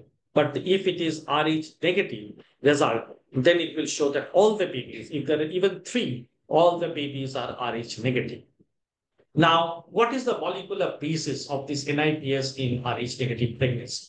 There are two genes in chromosome 1 of all human beings, which codes for Rh antigens, D antigen and E and C antigen. Now, in this antigen, in this chromosome 1, in that region, testing is done for exon 4, exon 5, and exon 10, which contains the D antigens. And this, of course, is not true always. That's why NIPS has some false positive and false negative, because we know there is something called DU antigen, which has now been changed into weak D and partial D. Weak D is basically where the D antigen is decreased in amount, and partial D is when there is structural alteration of this D antigen.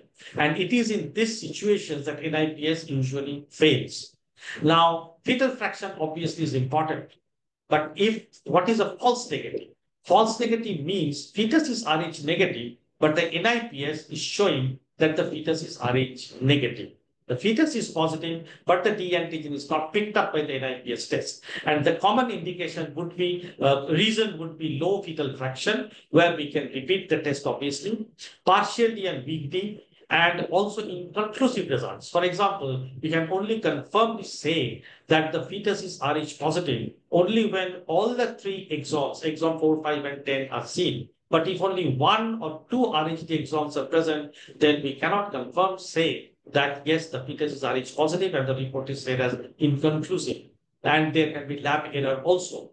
So there is a 0.1 chance, 0.1% chance that the result will show Rh negative fetus when it is actually Rh positive. And there is a 2% chance that the test will show Rh positive fetus when it is actually Rh negative. And therefore, these moms will have NTD unnecessarily.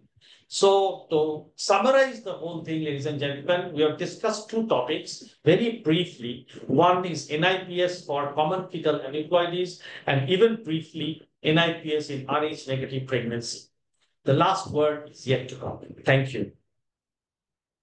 Thank you. Thank you so much, Dr. Ghosh. It was really a wonderful talk with the crystal clear take-home messages.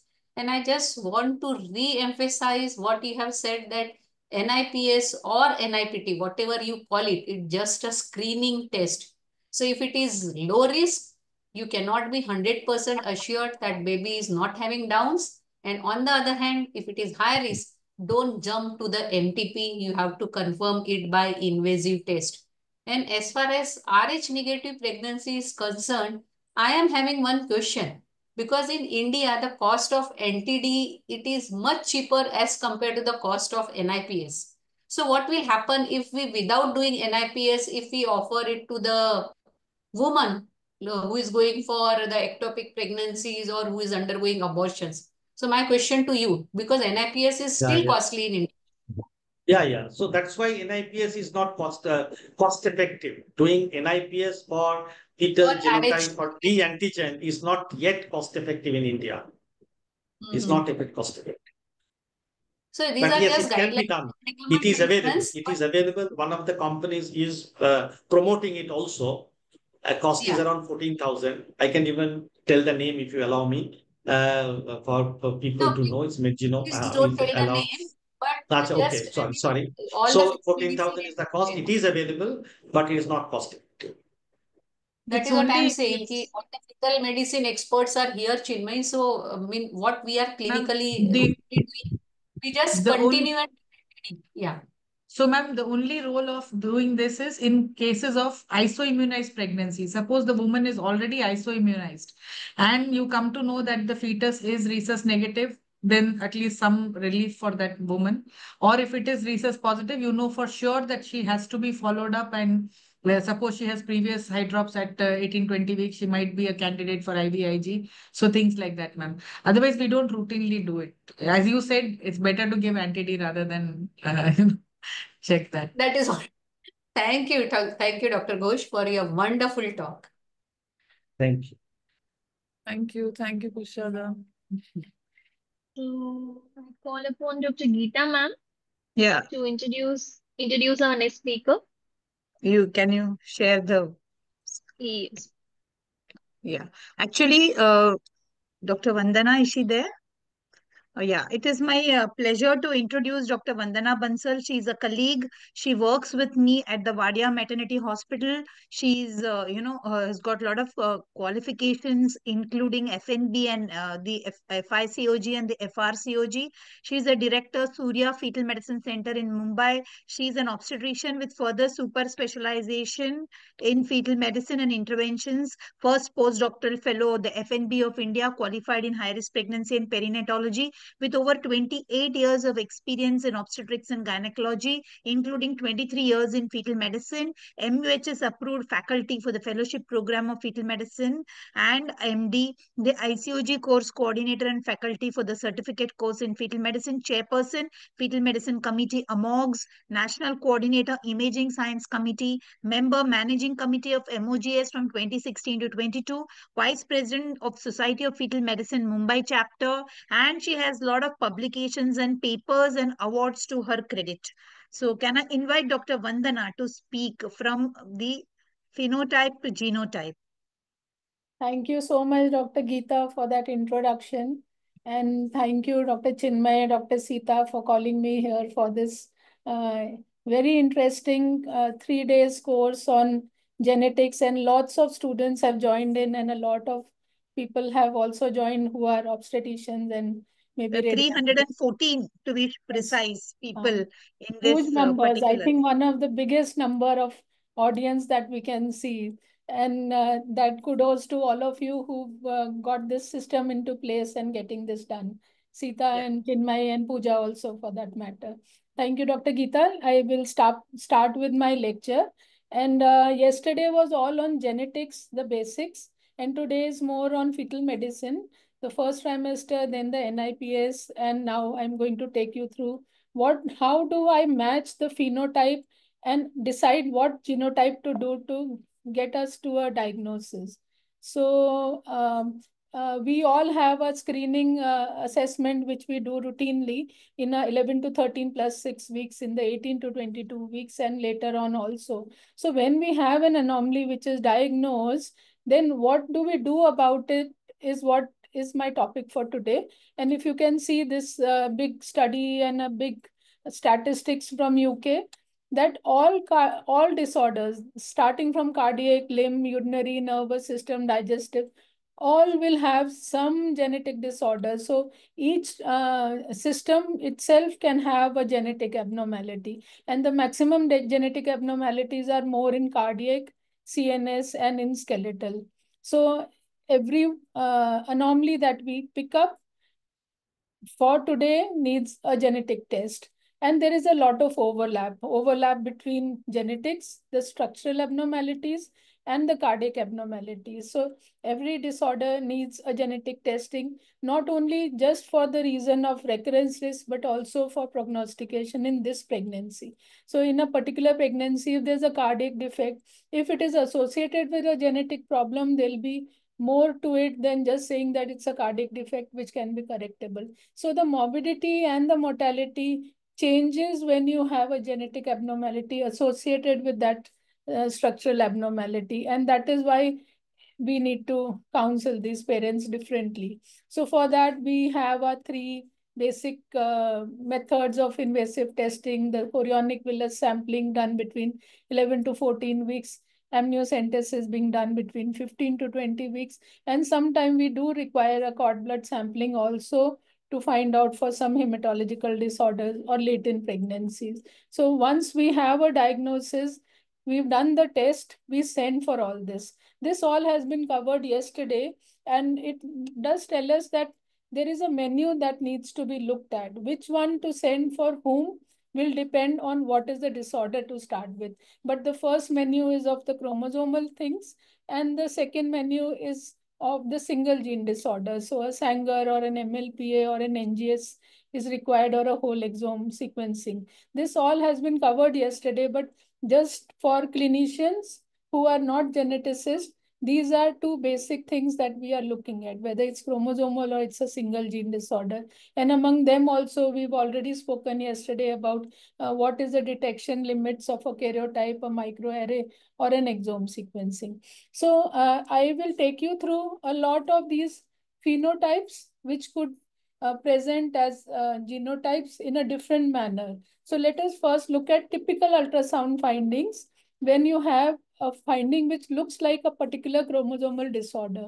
So here we have an absent nasal bone, there's an increased edema, cystic hygroma, omphalocele, ductus reversal, and an AVSD. So it is very typical that it looks like Downs to me. I will 100% say it is Downs, but I need to find out whether what I'm saying is correct or not. Well, this patient is for termination. Why do I want to invasively test this patient? So one, should I do a screening test? Do I do an NIPS? No, I don't want to do that. I would want to do some invasive procedure. So now next is the patient says, I am going to terminate this pregnancy. So why do I want to even test this patient? I want to test this because I want to understand, one, that it is trisomy 21, and second, what type of a trisomy 21, so that the recurrence risk can be looked at. So this patient had a trisomy 21, which is a non-disjunction type. And so the recurrence is going to be just about 1%. And so I have been able to tell her that next time the recurrence is going to be different.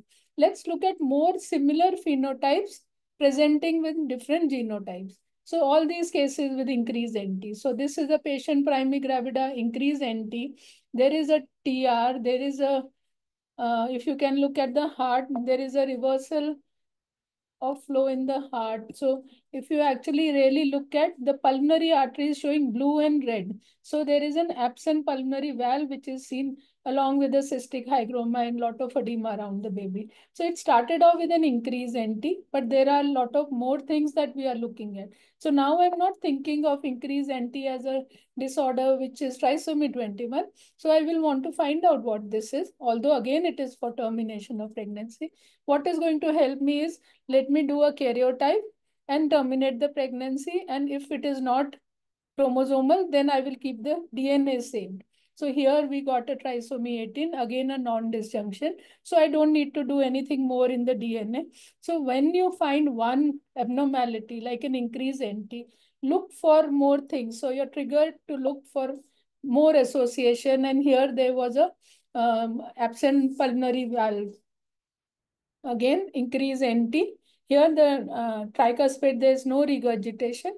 And when I tried looking at the ductus, there is a ductal agenesis. I can't get a ductus waveform. And there is some amount of pleural effusion. Now, if I put all these things together, it looks like Noonan syndrome to me. But how do I test for Noonan syndrome? I will need to do a exome, or I will have to do a Noonan panel. In addition, there is a single outflow tract that I see. So what do I send for her? She's again for a termination. So we decide, let us first do a fish to understand what it is. And then later on, I can have the DNA saved and decide what test to do. So here, instead of doing a lot of long panel of all these things, we just sent for a fish and it came out as Turner. So it was a Turner which came out, which was diagnosed only on a fish. And so we asked the lab to not do a battery of tests, do only a karyotype, and we could know that it is Turner. The recurrence risk is going to be 1% or less than that. So you don't need to sometime do big long test to find out what the disorder is. Here again, an increased NT. So I've shown you 4 different increased NT, each presenting with different structural abnormalities along with the NT. So here there was a single ventricle, monoventricle, fused thalamus, which is putting it into trisomy 13 now. So with an increased NT, I again don't need to go and do a whole exome testing or a microarray. I would only be able to get answers by doing a karyotype. And in addition, I can keep the blood sample in case it doesn't come out as trisomy 13, then I can think of doing more things. So why I'm showing you is that not always you will want to do a big test to make a diagnosis. Even with smaller tests, you could make a diagnosis. So you could see here, there is regurgitation bilaterally, which is seen. And so here, the diagnosis was trisomy 13 and unbalanced translocation. So why trisomy 13 here is important? Because the recurrence risk is going to take, this is an unbalanced translocation, and father had a similar balanced translocation.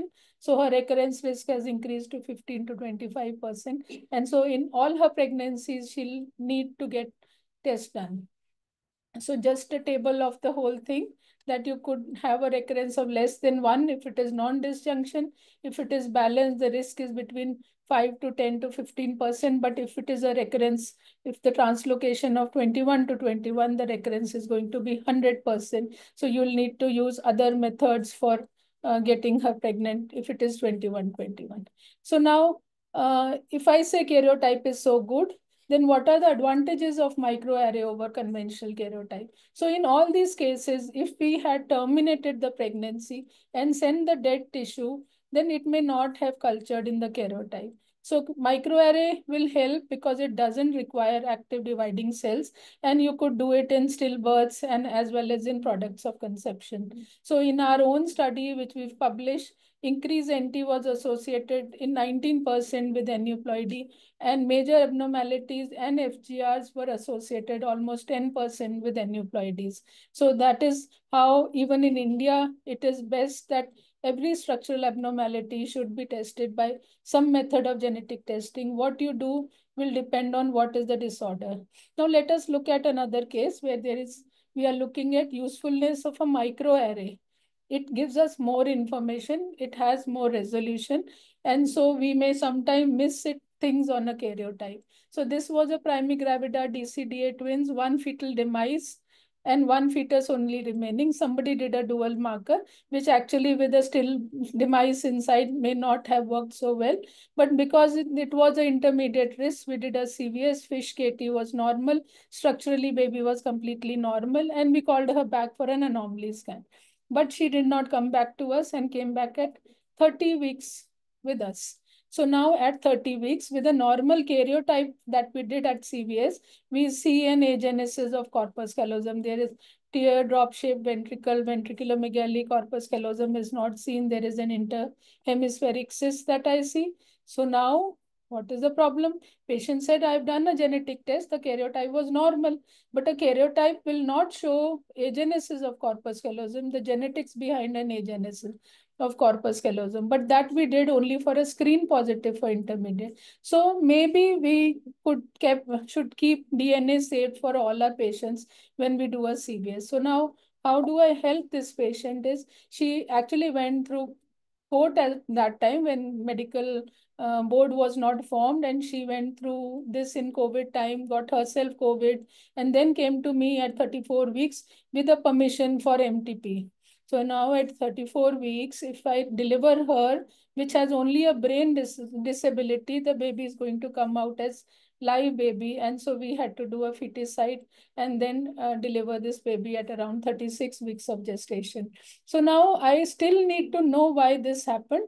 So at the time of the cord KCL injection, I took out cardiac blood and it came out as chromosome 17 heterozygous microdeletion on a microarray report as well as on an exome report. So now what is the recurrence? The recurrence now will depend on how the parents are and how the karyotype of the parents, which was normal. And so her next pregnancy, she went on with a new pregnancy. So here the karyotype was normal, but what gave us the diagnosis is on a microarray. So the guideline by ACOG and the Society of Maternal Fetal Medicine is that whenever there is any structural abnormality, microarray is the diagnosis of genetic test of choice. And if it is being done for reasons other than that. That is, if it is a structurally normal fetus, you are doing it for a screen positive or age related, then you could do either a microarray or a karyotype. So here we started off with a normal baby, but later on had a diagnosis which was agenesis of corpus callosum, and so a microarray was a good test. Let's go on to another, a single gene disorder which has a typical phenotype. That means we are sure what the diagnosis is, and I know the gene which is responsible for it. So a DCDA twin, cardiac structure looks normal at around 18 weeks, and then there was a rhabdomyoma which came up. So now again, a rhabdomyoma presents late, and one of the babies having rhabdomyoma while the second one did not have. So these are usually associated with tuberous sclerosis, and so we could only do a test specific for tuberous sclerosis, and TSC2 gene was found to be positive, which was autosomal dominant and pathogenic. And so one baby was affected. And then we could follow this baby up. You could see that the masses have increased. We have to continue to look for dysfunction, for arrhythmias, and we can deliver them near term. So the second baby was actually not tested, which we tested post-delivery, and the father, mother, and the second sibling was normal. So this was a de novo single gene disorder in one of the baby. So here specific disorder was rhabdomyoma, and specific test was a tuberous sclerosis gene which was tested on. But if it is non-specific, that means there is a disorder, but we don't know what is the specific gene that we look for. So there is this bilateral pleural effusion, which I see. There is cardiac, which is normal. There is no hydrops. There is no ascites. There's only pleural effusion bilateral. So now the problem is he was a doctor, husband, and said, do everything, doctor. I want the best. So everything was tested on. And this was a fluid which we aspirated along with this pleural fluid, yellow colored. It will be like this for chylothorax also before the baby starts drinking milk. And so fish, torch, PCR, microarray all came as normal. And we thought maybe the aspiration would have worked, or we will put in a shunt. But when the reports came, the fluid had refilled it again. So pathology still remains. And we found out that the baby has got Noonan syndrome. It is an autosomal dominant pathogenic disorder. And so the parent decided to terminate this pregnancy. So here, doing great things, putting in a shunt, we first need to look at what is the genetic disorder. And here, although we didn't know what it is, but when we did a whole exome testing, we could pick up a Noonan syndrome. Let's look at recurrent abnormalities. If there is a recurrent abnormality, that means it's happening again and again, then we need to do something different. So this was a first pregnancy of this patient, third degree consanguineous. Baby had died, no test done. Second time she came to us, cerebellar hypoplasia, late in gestation. So around 34 weeks of gestation, we did an amnio, we kept the karyotype and said DNA safe, we will evaluate it later on. However, the third pregnancy happened, and that was again in a COVID time. She did not come back to us for that DNA evaluation, but came to us very late in gestation at around again 28 weeks. And you could see the cerebellar hypoplasia, the sloping forehead, microcephaly, interhemispheric cyst, and a club foot. So again, here there is a recurrent disorder which has happened 3 times. So rather than doing an amniocentesis, we said, let us bring the baby out, get a phenotype better, and then we could look at the genotype. So this baby was born microcephaly, CTEV, FGR, cerebellar hypoplasia, absent corpus callosum. So even the Society of Maternal Fetal Medicine says that you, for these recurrent abnormalities, you could actually do a exome testing directly on the baby. And so this coesi gene, which was homozygous in this fetus, and it was heterozygous in both the parents, and that is why the recurrence was happening in each pregnancy. So we could actually find out the gene which is responsible for this. And in her 4th pregnancy now, she's gone on through a pregnancy, and here the baby is a carrier, and the baby did well, and it has just yesterday got published in one of the international journals. So now, typical phenotype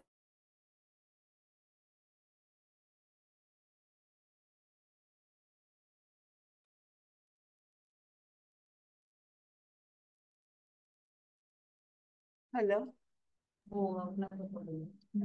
Hello. Gone up. 50% recurrence if the father is responsible for it. So here again,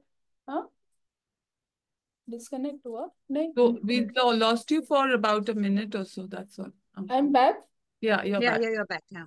Okay, so I'll go on with whatever I am at. So this was a patient which had a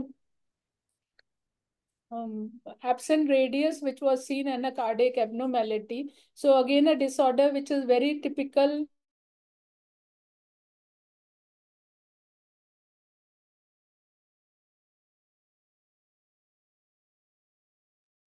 I think she's having some internet issues. Yeah.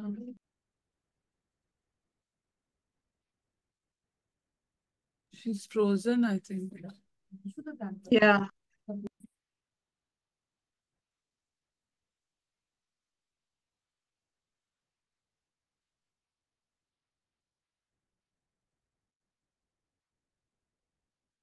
Should I call her?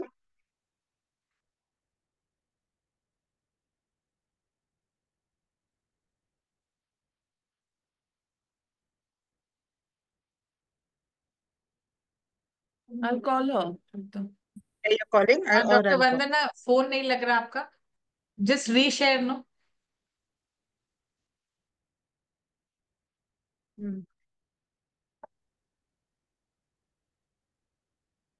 Yeah. We can't hear you though. Is she No, muted? Chinmay is muted. Chinmay, you are muted. Yes ma'am I am trying to talk to her but phone नहीं लग रहा नहीं लग रहा? नहीं अभी unmute हुआ गौरी को होस्ट बनाओ वंदना मैम को सरिता Am मैम I को okay now? मैडम है ज्वाइन या I'm back now. Yeah, just share. या हाँ So I'll share again. Am I back? Can Yeah, you you're hear back. me? Yes Yeah. Yes My screen is seen? Yeah. From Yes, this only we can we see. lost you. Yeah. So here she had a TBX mutation, which was specifically also seen in the father also. So now something which is typical phenotype, but not fitting into anything. So we had a neonatal death in the first pregnancy of this obstetrician, and now she's got these thick bones, skeletal disorder. The head is big, the bones are very thick, and if you look at the chest, it is bell-shaped thorax, long bones are very short. So here, one, we could test it now at around 29-30 weeks, but we could get a better phenotype once the baby is born. So they decided we will evaluate postnatal. And in addition to just looking at those bones, we also saw that there is gum hypertrophy, there is dysmorphic faces, low set ears. So what we were thinking as a skeletal dysplasia actually came out to something different. And you look at the x-rays also, you see the skin which is very thick and the bones which are crumpled and very thick. So actually it was not a skeletal dysplasia, it was mucolipidosis, which was type 2-3, which is homozygous, and so the parents were having the same disorder in carrier state, and so the recurrence risk is going to be very high. So last of all, you will sometime need to look at the previous children. So these are two girls, beautiful girls who have CAH, and both of them actually have undergone feminizing, and this was diagnosed with a disorder which is CAH. So we know a particular gene, we know which gene has to be looked at. So in her third pregnancy, when she came to us at around um, uh, 10 weeks of gestation, we could just look for that particular gene, the CYP1 gene, which is homozygous for autosomal recessive disorder. And we did a CVS in this patient. But problem was that she came to us a little late. And by that time, we had not been able to start her on steroid to prevent the androgenicity. And this baby also came out with the same. So this was a third child of this patient who had a homozygous congenital adrenal hyperplasia. And so this was terminated, and you could see the hyperplasia had started off even at this weeks of gestation at 18, and even you can look at the adrenal gland is also enlarged. So here the phenotype was the index child and not what we saw on ultrasound, and we could test this baby for the particular gene. Non-specific phenotype, non-specific genotype. There is ductus regurgitation, there is a centrally placed stomach, there is mesocardia, there is tricuspid regurgitation, not fitting into something, probably could be related to some single gene, or it could also be a copy number variation. There was also an atrioventricular septal defect, which is seen. You can see there is a single valve opening and closing, and the vessels were parallelly placed, so not fitting into anything. So what test to do? So the first test that we do for such cases is to then put on a microarray. And on microarray, if you see, there was a trisomy of 2p, correlate with phenotype. Phenotype itself is confusing and the genotype is more confusing. So these are variants of uncertain significance, which cause us the major problem as clinicians. And we need to have a geneticist friends with us for all these difficult cases. Because if I find pathogenic, maybe we know what to do, but when it is VOUS, we need to look at what to do for it. So I actually look into this New England Journal of Medicine. If there's a copy number variation which is detected, if it is known pathogenic aberration, they are written as pathogenic. But if it is seen in healthy individuals, then probably it may not be, and it will be benign. If it is inherited from the parents, then it would be probably benign. But if it is not inherited in the parents, then it is probably a pathogenic disorder. I'll take just one more minute and I'll finish from here. So the last one case, again, we know binder syndrome. Usually when we do testing for binders, we don't find anything. So this was first child with binder syndrome, non-consanguineous, beautiful air hostess. And second baby again with binder syndrome, mid-facial hypoplasia. She came to us in the second pregnancy, but the first baby's pictures were also very typical. We said structurally baby is normal, you can continue this pregnancy. We do an amniocentesis, and on amniocentesis, all uncertain significance, we don't terminate on the basis of uncertain significance. But she said, I cannot have a baby. I am a air hostess myself. I can't have a baby like this. So anyway, she decided to terminate, but we said we'll do everything else for this baby. So an autopsy was done, which was again showed nothing at all. And the next pregnancy, because there was no genotype available for us, we only looked at the structure, and on structure, because the baby looked all right, she continued the pregnancy without a genotype assessment at all. So it was only phenotype that decided that she continued that pregnancy. Now last, normal phenotype, abnormal genotype. This patient came to us, she was 10 years of after conceived, pod screen positive 1:5. And on scan, we saw there was some ventriculomegaly. So we said, okay, we do a neurosonogram. So neurosonogram showed everything normal, except that little ventriculomegaly. The fish torch PCR was normal. And we found on microarray a chromosome 2p deletion, which was MYTL1 gene deletion associated with intellectual disability. By now, patient has reached just 24 weeks, and this prognosis is for intellectual disability. And by now, the scan has normalized. So it started with ventriculomegaly. By the time the report came to us, it is an abnormal genotype, but the phenotype has resolved.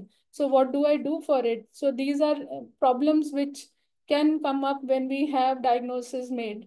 And finally, increased nuchal fold. There is some pelvic tests, everything else is normal, but increased nuchal fold, we tested everything. We did a karyotype, microarray, exome, torch, everything was normal. The nuchal fold continued. She wanted to continue, and she went on to have a child. She sent me this picture at 1 year of age, saying that the baby is perfectly normal with normal milestones. So sometimes we have a phenotype which is abnormal, but the genotype normal, we can actually continue this pregnancy. So the last table, which I took from book, which says that we do karyotype when there's a typical trisomy 21. When there are multiple anomalies, look for microarray. FISH if I'm suspecting a particular disorder, and also for deletions like 22q. Gene panels when I'm thinking of a monogenic disorder, and exome if it is a broad differential that I'm going to look for. But for all these things, it is always best to have a geneticist friend with you who will be looking after all these difficult cases that we have. So let's not pass it on. We do a very good ultrasound so that we know the exact phenotype, although it may be incomplete, but let us try completing it as much as possible so that we have the right genetic test coming back to us. Thank you. Sorry for the in-between stopping of the images. Yes, Thank you, thank you. Dr. Vandana. It was really, really very, very informative. All the cases were, very apt clinically, and they are really, your lecture was very, very important in helping people use these things clinically. And of course, we need a geneticist at all times to help us with all these, special cases. So thank you very much. And with this, I would like to thank the organizers for giving me and Dr. Lakshmi Shrikande an opportunity to chair this session, Dr. Sita, Dr. Chinmay, and Dr. Pooja Loda. Thank you. Any questions you can put in the chat box, I guess, Sita? Yeah. We are late. Yeah. Yeah, So, now there are no questions. Yeah. shall we move on to next session, ma'am? Yeah. Is Yeah, Dr. Navya. Sarita unmuted? Yes. She was not able to unmute herself. Who? Okay. Dr. Sarita. Sarita? So you Should can I add a try? few questions in the chat box. We will take it in the end of the session. Yeah. So now we move on to the next session, session 3, for which I call upon Dr. Uday Thanawala, sir. He is a consultant at Navi Mumbai, and he is a past chairperson of ICOG and a vice president of Foxy of India in 2015, and a treasurer of PCOS Society. And he also worked as a chairperson in medical disorders of pregnancy committee of Foxy, and is a founder secretary and past president of Navi Mumbai Obsgyne Society and a joint secretary of Foxy past. And sir also won gold medal in FCPS exams. Thank you so Sir much. GM Masani prizes, and also he has a lot of publications in to his credits. Welcome you, sir. Thank you. Thank you so much. So I call upon our next chairperson, Dr. Raju Sahetia, sir, who works at Pushpa Hospital in Mumbai, and sir is the president of ISPA 2014 to 2016, and also a president-elect of AFG in 2021 and 2022. Sir is an executive member of MOX in 2019 and 2022, and sir has won lot of awards to his credit, and he is credited to innovation of. He designed a mannequin for ultrasound-guided prenatal diagnostic techniques and conducted hands-on training workshops on simulator for amnio and CVS across India. And he has a publication, Principles and Practice of Fetal Medicine, ultrasound guided prenatal diagnostic techniques, and also contributed chapters in several books and journals. We all welcome you too, sir. Thank you. And I request one of our chairperson to introduce our next speaker, Dr. Bijay, sir. Can I go ahead, Raju? Yeah, please, Uday. How are you? I'm okay, but my voice is just going, so I said, let me. Okay. So it's a pleasure to invite Dr. Bijoy here. Bijoy is a very well-known fetal medicine person, and he's an excellent speaker. That's what I know about him. He's graduated from the Karnataka University, diploma in fetal medicine from the Fetal Medicine Foundation, which was given to him recently in Abu Dhabi. He's head of the fetal medicine unit of CIMAR since 2007, and which was the first fetal medicine unit in Kerala. He's the past president of the Kerala chapter of SFF and teaching faculty, and he's a teaching faculty of F&B in perinatology. He's winner of the Kalyani Devi Award for the best paper and Kamal Bakshi Award for the best presentation. And he's organized many conferences, and he has a lot of publications because he's been doing a great work in fetal medicine. So Bijoy is going to tell us about twins, the discordance of growth, and something which is always such a puzzling thing. And I'm sure Bijoy will make it very, very simple for us. Over to you, Bijoy. Thank you, sir, for your kind words. If I knew you had a bad voice, I would have probably given you a shorter CV. But anyway, I'll just get on with it, and let me just share my screen. Just give me a few minutes here.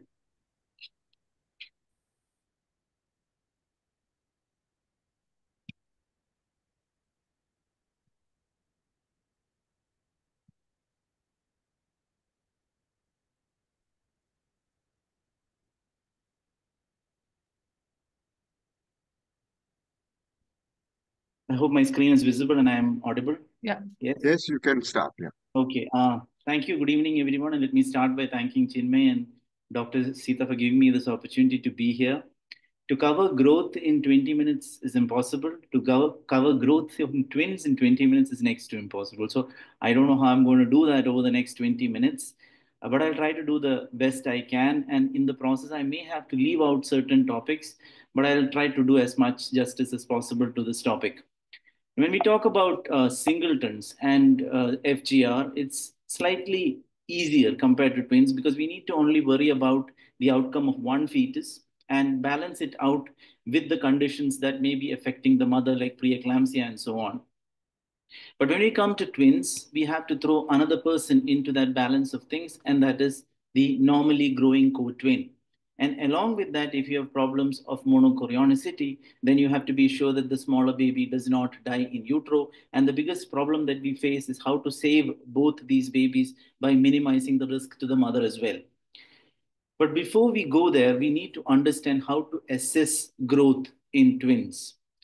How do we assess growth? Do we use the same growth charts that we use in singletons, or do we need to use specific growth charts that are designed for twins? And that is the biggest controversy that is going on now. Should we have twin specific charts, or should we use our routine singleton charts?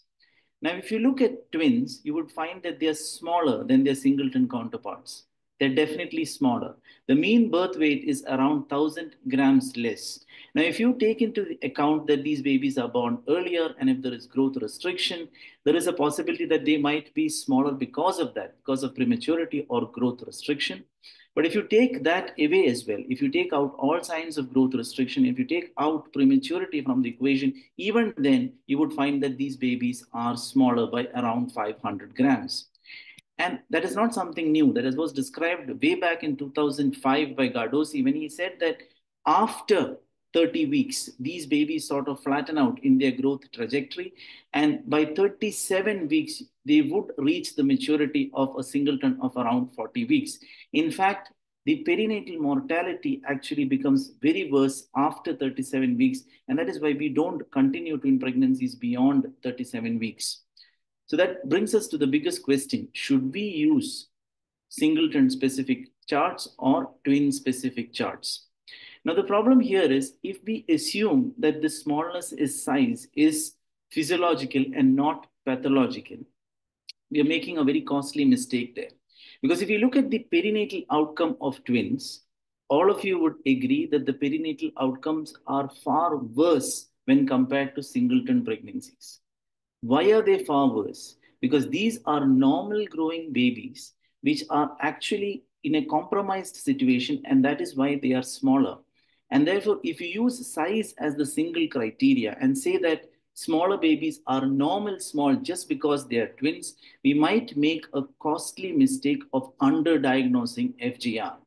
Now, this was sort of disproven by this study, which was brought about by the group in St. George's, where they said that using twin specific charts increases our detection of SGA babies, but decreases our overdiagnosis of smallness. But in that very same paper, they acknowledge that if you're using Doppler along with growth, then the advantage of singleton charts are no, or of twin specific charts are no longer there, which means if you're doing growth along with Doppler, you don't need twin specific charts, which means don't rely just on size.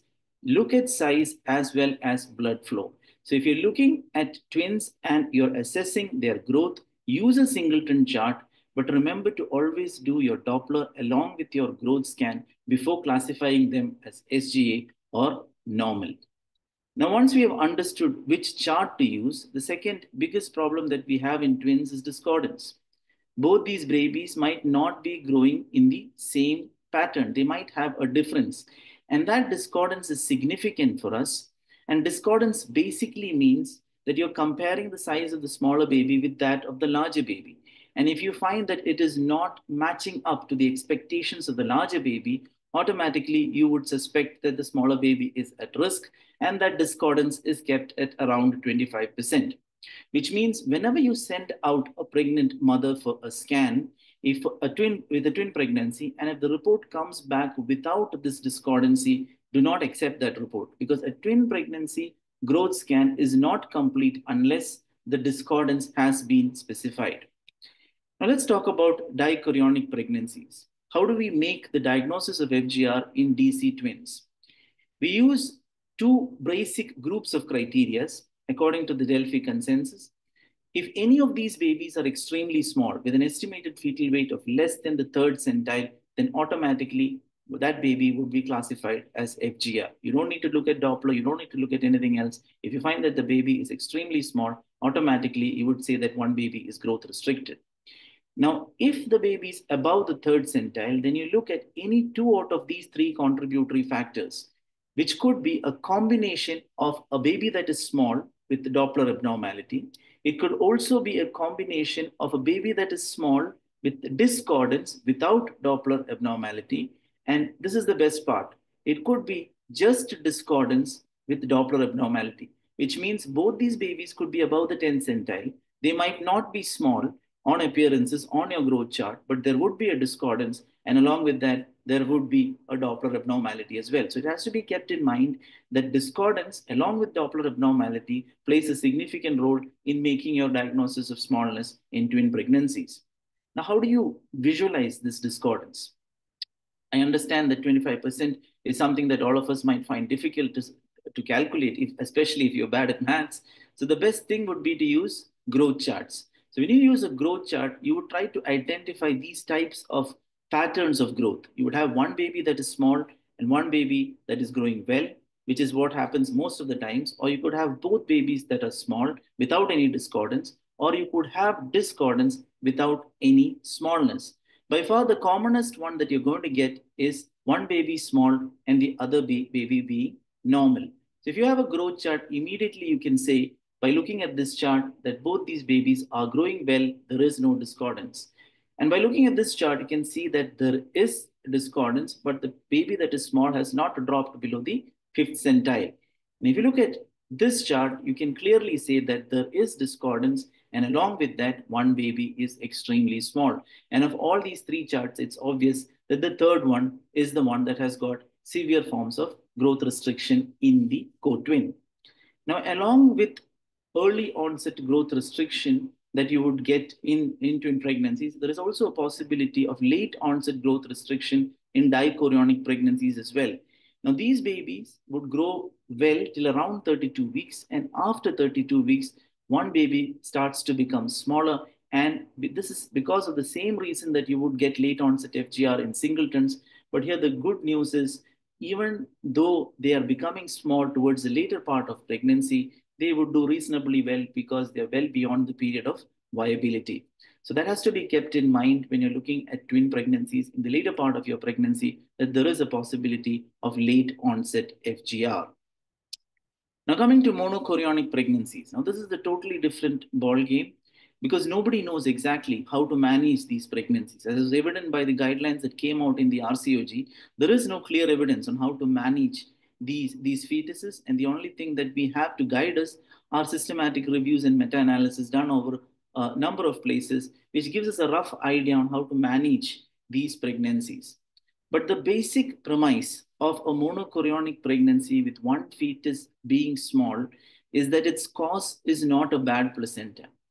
When one baby becomes small in a dichorionic pregnancy, you know that it is becoming small because the placenta is bad. But in monochorionic pregnancies, the placenta is good. That is why one baby is growing well. So why is that the other baby is growing small? It is because of unequal sharing. You have a good placenta that does not supply enough nutrients to one fetus, and that is why that baby is becoming small. The placenta is essentially good, and that is why the incidence of preeclampsia is extremely low in monochorionic pregnancies as compared to dichorionic pregnancies. So the problem here is unequal sharing. Let's keep that aside and try to understand what else happens in a monochorionic placenta. In a monochorionic placenta, you would find something very unique, and that is anastomosis, vascular anastomosis running across the placenta from one side to the other. Of these, there are two that are very, very important. The one being the deep anastomosis, which runs from one side to the other. Now, these are arteriovenous anastomosis, which pushes blood from one side of the fetus to the other.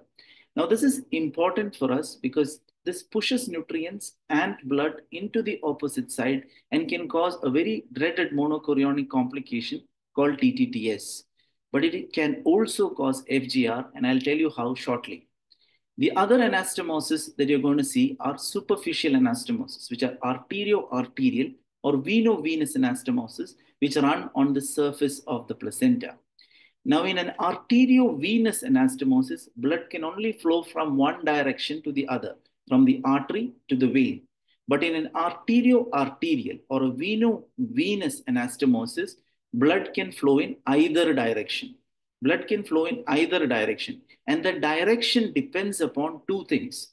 On the side where there is increased volume or on the side where there is increased pressure. Blood will flow from the side where there is increased volume or on the side where there is increased pressure and go to the opposite side. So the direction of flow is governed by two things, volume and pressure.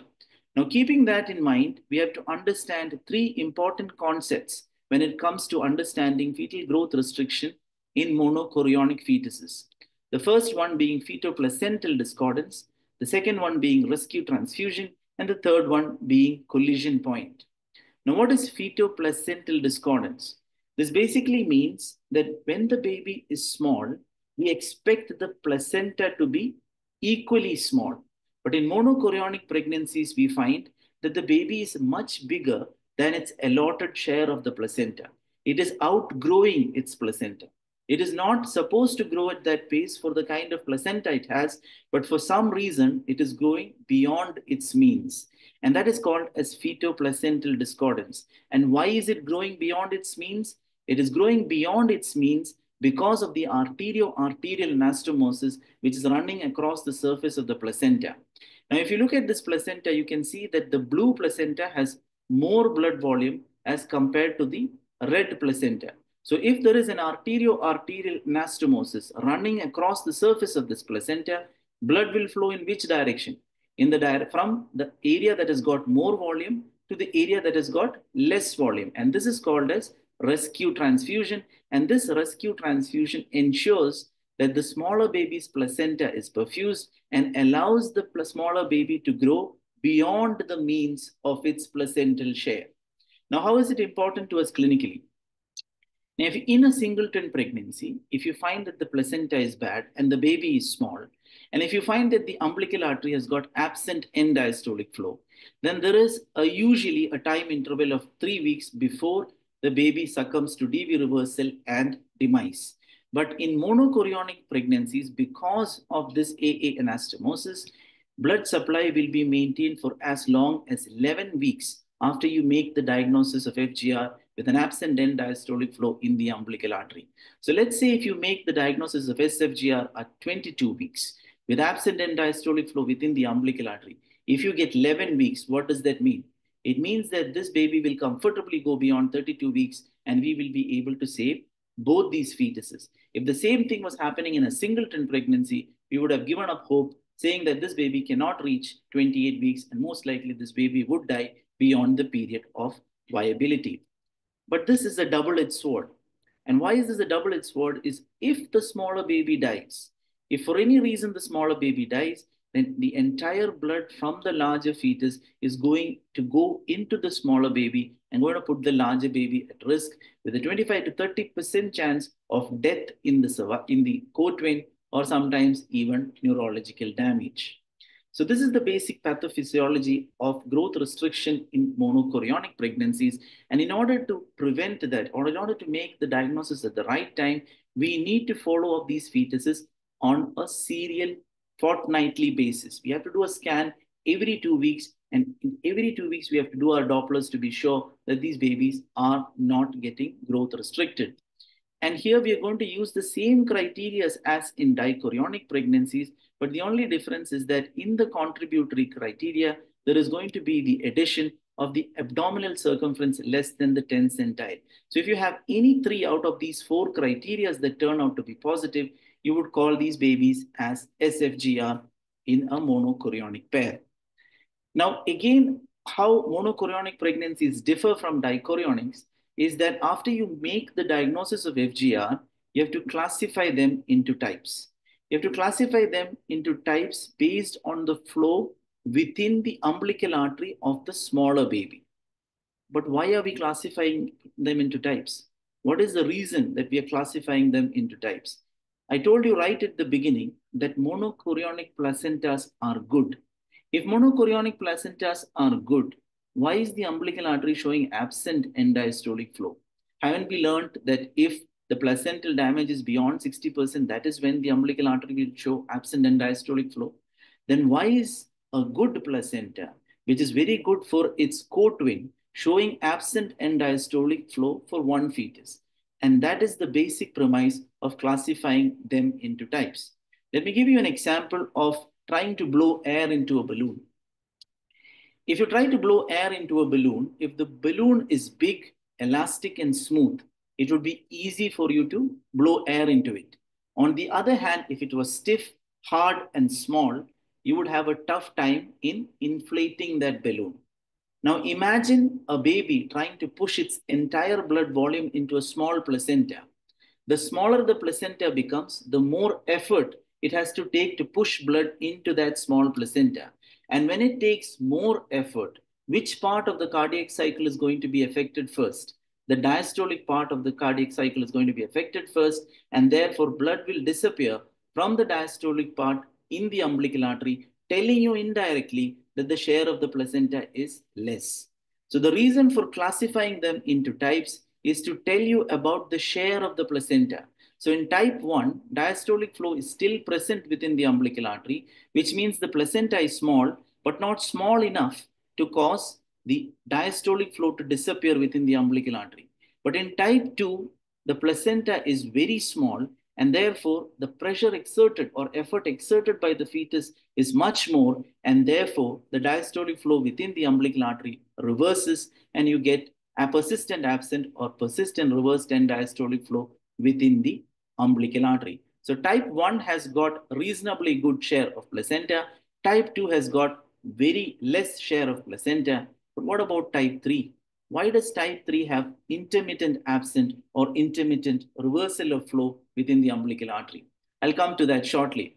But before that, I told you right at the beginning that when there is an arteriovenous anastomosis, it can also cause FGR, and that is what happens in late onset FGR type 1. In late onset FGR type 1, smallness is not because of unequal sharing. Smallness is because of passage of nutrients from one side to the other across the AV anastomosis. And that is an entity that is seen exclusively in type 1 SFGR, where you have one baby that is small with diastolic flow within the umbilical artery. And this is not because its share is less, it's because blood is flowing from one side to the other, making one side's baby small and the other side big. And in these cases, there is a high chance of having another complication unique to monochorionic pregnancies, and that is twin anemia polycythemia sequence. So apart from placental sharing or unequal placental sharing, the only exception where you have equal shares of placenta, but in spite of that, you will have one baby small, another baby big, is in a setting of twin anemia polycythemia sequence, and that usually happens after 26 weeks. Now coming back to type 3 FGR. I told you we classify into types to know the share of the placenta. So type 1 has a moderate share of placenta, type 2 has less share of placenta, but type 3 has the least share of placenta. And how do we understand that? Let's go back to our arterial anastomosis. Now, when you have an arterial anastomosis between two babies, and if those two babies are of equal size and have equal share of placenta, then blood that is flowing through that artery will come equally from both sides and meet somewhere in the center of the placenta. And that's called as the collision point. So in a good placenta with two equally growing fetuses, the collision point would be somewhere in the center of the placenta. But if you have a small placenta, the collision point will shift towards the smaller side. But if you have a very, very small placenta, then the entire collision point will shift into the side of the umbilical artery of the smaller baby. And when that happens, pressure fluctuations that you should normally see within the placenta will be now seen within the umbilical artery. So you're getting reversal or intermittent absent end diastolic flow because this collision point has shifted all the way into the side of the smaller placenta. And that is why in type 3, we know that the share of the placenta is the least. As you can see in this picture here, it is the least here, and it is this large AA anastomosis which keeps that baby alive. And by looking at the flow within the umbilical artery, you will know that there is intermittent absent or intermittent reversal, telling us that the share of the placenta is the least. And therefore, classification into types is basically to tell you which kind of pregnancy we are dealing with. Are we dealing with a pregnancy that has got a reasonably good share of placenta or not? Now, the problem with this collision point being within the umbilical artery is that these pressure gradients can cause sometimes sudden drop of pressure in one fetus, leading to demise or even neurological damage. And sometimes this can happen even without death of the fetus. And that's what has to be kept in mind in type 3. In type 3, these babies will have good amount of LICA. There will be reasonably good growth, but these are the ones that are at highest risk of dying without any explanation at around 32 weeks.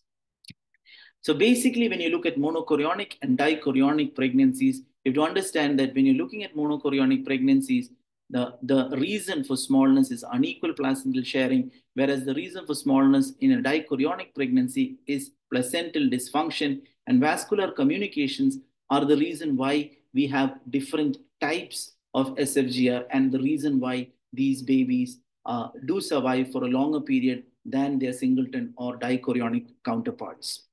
As you can see, I've got only 20 seconds, and in 20 seconds to cover management is almost impossible, and that's a story for another time. Thank you so much for listening.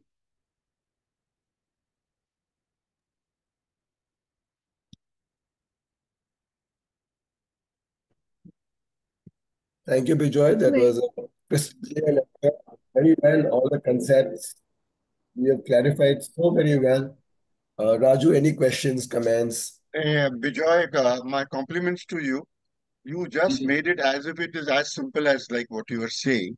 And that is what shows that the work which you do sincerely and you are understanding it and you made all of us understand. Thank you so much. Thank you so much. Thank you, sir. I'm just trying to unshare my screen, but I don't know how to do this. Just give me a few minutes. Go down to the green link there. Yes. That is Bijoy's Harley. On correction. Yeah, it's off now. Thank you. Thank you so much for that. Thank you. Thank you.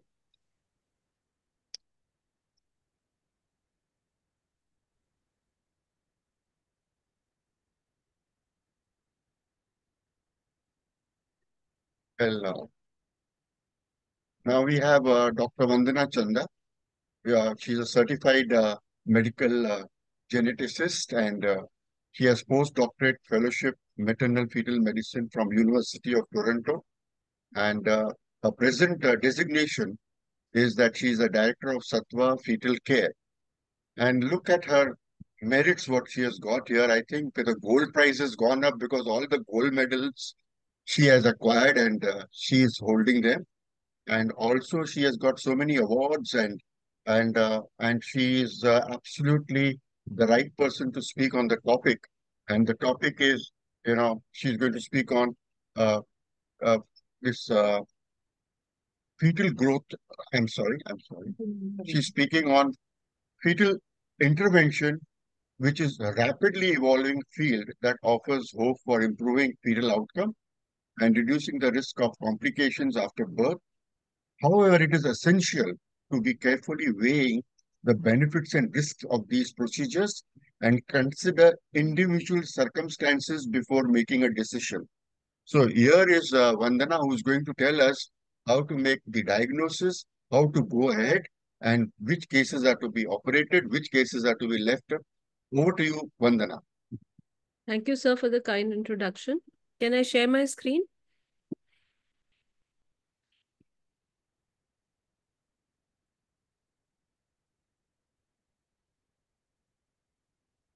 Able to.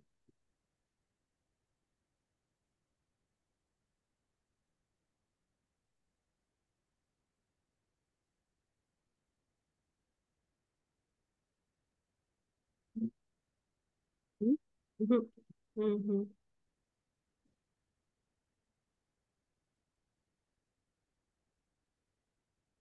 Is it visible, my screen? No, not yet. Not yet. Not yet. No? Not yet. Yes. Now it's Yeah, yeah. You go to the presentation mode now. Slide show. Okay. perfect. Yes, you're on. You're on. Okay, thank you so much for the kind introduction and my participation in this webinar. So our topic on hand is fetal interventions. And at the outset, I would like to say that fetal interventions could be diagnostic, could be therapeutic, it could be a medical intervention, it could be a surgical intervention.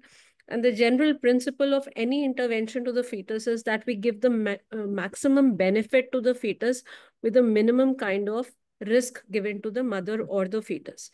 So we have various clinical scenarios which are listed here, which for paucity of time, we won't be able to do all of them today, but I'll like to go over a few case scenarios and the general principles. So we start with the general principles.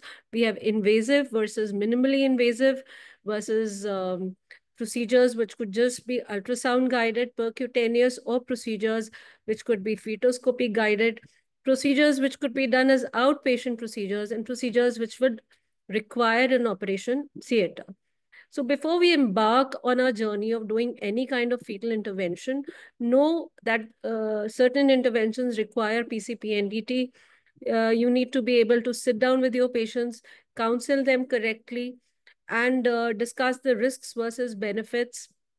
And of course, you have to be really, really good at your ultrasound skills. So, for example, if you're going to do a thoracoamniotic shunt, you should be able to assess clearly whether your baby has hydrops, whether your ductus venosus is reversed by doing the procedure. Have you benefited the fetus?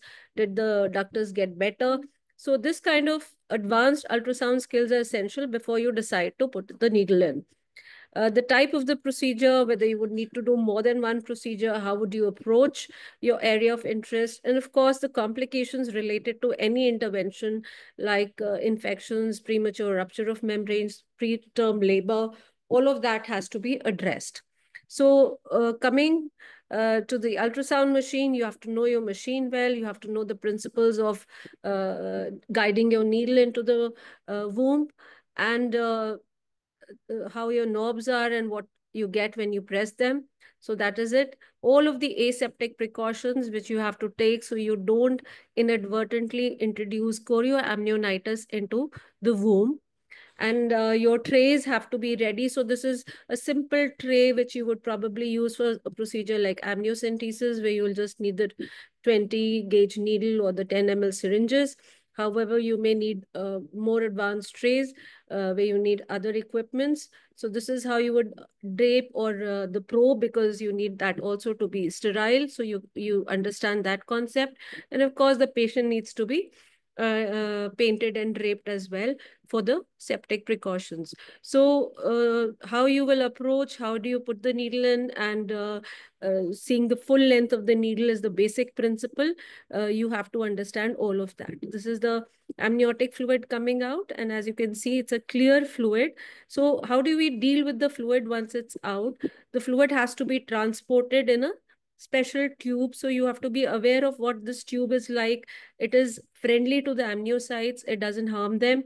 And the top of the tube as well as the top of the cap has to be flamed like this, so you don't introduce bacteria there into the amniotic fluids, because the sample is really precious.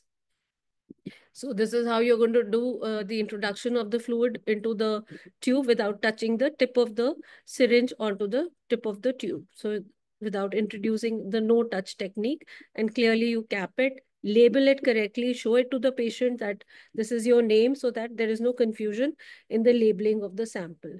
And the transport of the sample, if the lab is the city or the lab is outside, should also be logistically clearly in place.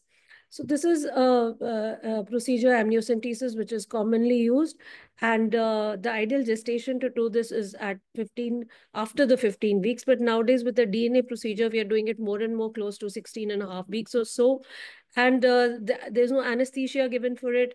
For a simple procedure, usually we need about 20 ml of fluid. So that covers the fish and the microarray. And the turnaround time for the microarray is about 2 weeks or so, and for the fish is about 3 days, or depending on which lab you're preferring. So the risk for the resampling after an amniocentesis is about 5-6%, but in experienced hands is almost 0%. And we have what you have the call the risk of MCC, maternal cell contamination, which does happen in 2-3% cases. However, because you are directly taking the fetal cells, the possibility of a placental mosaicism in an amniotic fluid sample is negligible. It is more likely in a CVS sample. The complications are getting less and less. So increasingly, we have data which says that in experienced hands, the risk of pregnancy loss after an amniocentesis is less than 1 in a 500 or so. Rupture of membranes is the main reason, premature rupture of membranes, and fetal injuries or fetal losses are rare. Maternal injury is also extremely rare in experienced hands. In the third trimester, you might have to perform an amniocentesis if you see a late anomaly, or you suspect a fetal infection like CMV, or you have very severe growth restriction along with other features of viral infections, etc. Sometimes you might need to do a therapeutic amniocentesis in the third trimester. And the risk of having preterm labor is higher in the third trimester compared to the second trimester amniocentesis. And also the risk of culture failure is higher, but increasingly we don't do karyotype, we do microarray or DNA-based tests. And of course, if you do a fish, that easily yields the result. So in multiple gestation for amnios, we do multi-needle technique. We take separate samples from both the fetuses. We do not enter one fetus and then do a single needle technique, at least in my practice. And that is a better way of not contaminating one fetal sample with the other fetal sample. Amnio reduction can be done if you have severe polyhydramnios. You can use indomethacin to reduce amniotic fluid, but you can use the suction apparatuses or do a manual reduction. And depending on the situation, you can decide how much to reduce and how many sittings to do, etc. Of course, there's a higher risk of preterm labor if you're doing this procedure. The chorionic villus sampling is another commonly used procedure, and you have to take the needle right into the chorionic. You have to biopsy the placenta here. As you can see, the needle should enter at right angles. If you don't enter at right angles and are more horizontal, you will not get the villi. Here, the tray, as you can see, is more elaborate than the tray in the amniotic amniocentesis that we have seen. You have a media. The media has to be used for the transport, and we are going to be using an 18 gauge needle here, and we try to heparinize the needle before we do the procedure. So this is a more complex procedure compared to the amniocentesis. It is usually done between the 11 weeks to the 13 weeks, 6-day. And the possibility of limb reduction defects is there before the 11 weeks. So it's not done before that. And of course, in here, you have the risk of placental mosaicism. So we prefer that, if you have a result, if you have an NIPT positive, then possibly amnio would be the test of choice rather than CVS, because the CVS can give you a mosaic placenta. And in twins, if there is a DCDA twins, we can sample both the placentas of both the twins. But if it's an MCDA twin, then our preferred choice would be to go in the second trimester and do amniocentesis for the two separate sacs. So amnio is the preferred procedure for chromosomal based stuff, and CVS may be the procedure for the DNA diagnostics. So coming to various clinical scenarios where you might need these procedures, like if there's an NIPT positive, if there's a biochemical screen positive, if you have sonographic findings, multiple soft markers or a hard marker, or if there is a parental risk factor for genetic diseases. The procedure is a technique by which you take out the sample. The diagnostic tests are what the lab will offer you, like FISH, QFPCR, a karyotype or a microarray or an exome. So a clear distinction between these terms are important for referral physicians when they send patients. This is a typical karyogram where you can see there is a Down syndrome. So this is what is a karyotype like. This is what a FISH would look like, where you have normal 2 copies of 21 here, whereas here you can see there are 3 copies. So this is an abnormal of FISH. Test is a quick result, and it also is a better test to give us information about possible mosaicism. This is another FISH report, which typically there's a NIPT high risk for trisomy 21, and the FISH has confirmed the same very quickly. So you can go for an early termination here. Similarly, this is what is a microarray report looks like, and the American College of Medical Genetics and the ACOG, etc., now advocate that this is the test of choice when you have a fetal anomaly. So microarray would be the preferred test. This is a parent who has a balanced translocation. Here again, if you're expecting an unbalanced sort of presentation in the fetus, then microarray would be the test of choice to pick up that unbalanced picture. Now, coming to another clinical scenario very common in the country, which is when both parents have a high HbA2 and they are both carriers of thalassemia. And here you can see the missus has a 619 base pair deletion. So emphasizing the fact that the parental mutations have to be in place. The Mr. has a FS89. So both of them have their mutations in place. Then we go and do a CVS sample. And when we have done the CVS, the chorionic villi for the fetus are showing that the fetus is carrying both the mutations of the mother and the father. So the fetus is a thalassemia major, and so you can offer the termination to this fetus. So this very particular DNA diagnostic procedure, this chorionic villus will be the chorionic villi, CVS would be the preferred choice for this thalassemia couple. And this early diagnosis would be helpful to them. So more complex trays would be needed for more advanced procedures. You probably need something to anesthetize the fetus. If you're doing a thoracoamniotic shunt, you'll need these pigtail catheters and cannulas, etc., to introduce the same. If you're doing a amnio reduction before the procedure, you might have to use a suction apparatus. So similarly here, this is a procedure which involves laser ablation of the TRAPS twin. And here you would need a diode laser as well as the ultrasound machine along with the 18 gauge needle. RFA can also be used, and you would need the RFA machine here along with the prongs of the RFA and the ultrasound machine. So various complex procedures will require more and more equipment. And these are fetoscopes which would be required if you're going in and doing fetoscopic surgery. So if you're doing a fetoscopic laser ablation in a twin-twin transfusion syndrome, then you would need to have an operation theater with the fetoscopes ready.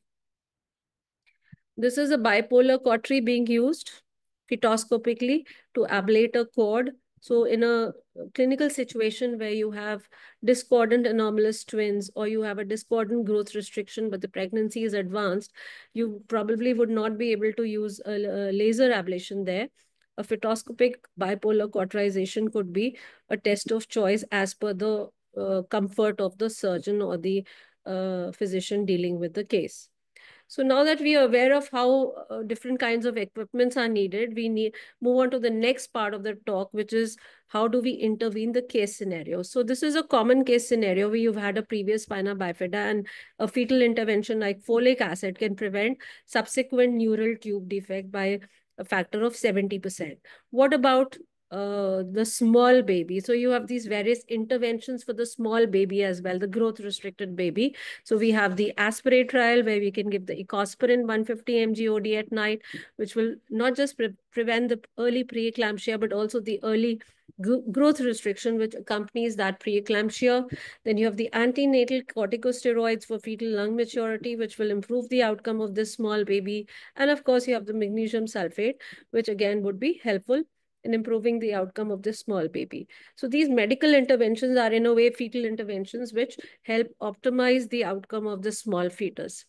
More specific scenarios, let's come to the thorax of the fetus. So this is a large white lung that you see here. This large white lung is possibly a CPAM, and it looks really scary, and there's a mediastinal shift there. But as you move forward in the pregnancy, they actually regress very commonly. And you can see here that the regression has happened. The heart is kind of back in its position, and this is the baby after birth. So these babies do well. And similarly, you have these macrocystic CCAMs where you can go in and do a thoracoamniotic shunt if you're suspecting a hydrops. So how do you approach these cases for hydropic fetuses which are above 32 weeks or which have a poor CVR? We would probably go and do a delivery. But for the ones which are between 20 to 32 weeks, a beta-methasone could be helpful. And of course, cyst drainage and placement of thoracoamniotic shunts have also been suggested. So coming to our next thoracic lesion, which is the pleural effusion and a thoracoamniotic shunt. This is my own publication from the University of Toronto, and this is in early data where they showed good outcomes with thoracoamniotic shunting in these babies who have unilateral or bilateral pleural effusion. So this again, you would need pigtail catheters and the cannula and all of the advanced sets which you would go with this procedure. So another specific case scenario which you might not see regularly in clinical practice is a baby who has this echogenic mass in the neck. The neck is hyperextended because of the mass. This is obviously a fetal goiter because the baby cannot swallow well. You have polyhydramnios. You could go in and check whether the baby has hypothyroidism by either a fetal blood sampling or even an amniotic fluid test. And there is an anecdotal evidence that if you give levothyroxine with no specific doses, but perhaps 150 microgram weekly or so, you might benefit the fetus because it doesn't cross the placenta, but the fetus can swallow it and so might benefit. And you can regress the goiter and be helpful at the time of delivery because that neck mass is not going to cause obstruction of the airway. So, of course, these are rare scenarios. There's anecdotal evidence, and you have to kind of play by how it goes when you get such a case. Fetal arrhythmias are not so uncommon. So we do see bradyarrhythmias. If there is a congenital heart block and the mother has a Rho and La antibody, then there's some evidence that you can give steroids to optimize the outcome. Again, we have fetal tachycardias where various drugs like digoxin, sotalol, flecainide, etc. have been used extensively. We have this very, very successful fetal therapy, which is because of fetal isoimmunization, the fetal anemia. And here you have a case, one of our very old cases, where this is the 11th pregnancy, and the mother had an ICT positive in a very high titer, as you see here, 1 in 1024. And you can go in and look at the MCA, and as per the formula mentioned, you can go and transfuse this fetus with O negative gamma irradiated leukodepleted blood. And this is one of the success stories of fetal medicine where repeat transfusions of this baby can give you this sort of a transfusogram, and you can always expect, in majority of cases, expect a good outcome, a happy ending. So this is the lady with the 11th pregnancy baby and who had a normal delivery and did well. So you may not always go into the umbilical vein. So you sometimes might need to go to the inside the cord if you don't have access to the baby, or you can decide your where you want to enter and do the transfusion as per the situation. Multiples also, we have multiple interventions. So this is a very common scenario now where we get trichorionic, triamniotic triplets. And the procedure of choice here would be a fetal reduction. So you can see the needle going in and we enter the heart of the baby, and with a little KCL, you can sort of stop the heart and the other two can continue to grow. So this again gives a more optimal outcome to this pregnancy versus if you had continued with the triplets.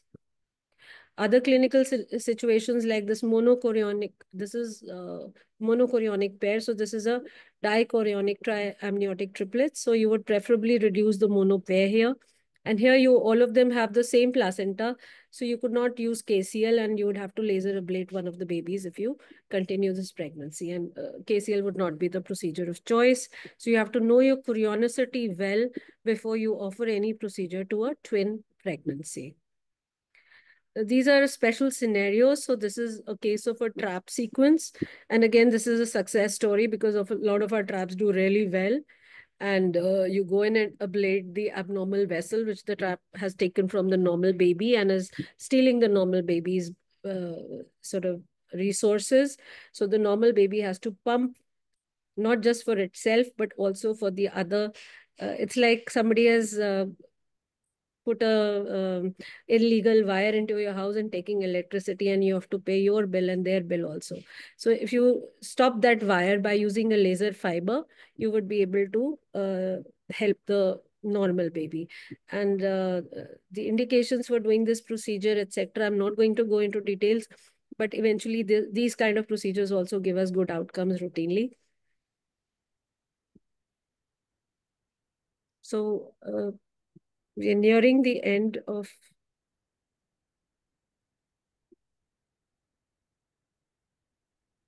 You have various clinical situations in twins where there is discordance and where you might have to ablate the cord of one of the twins.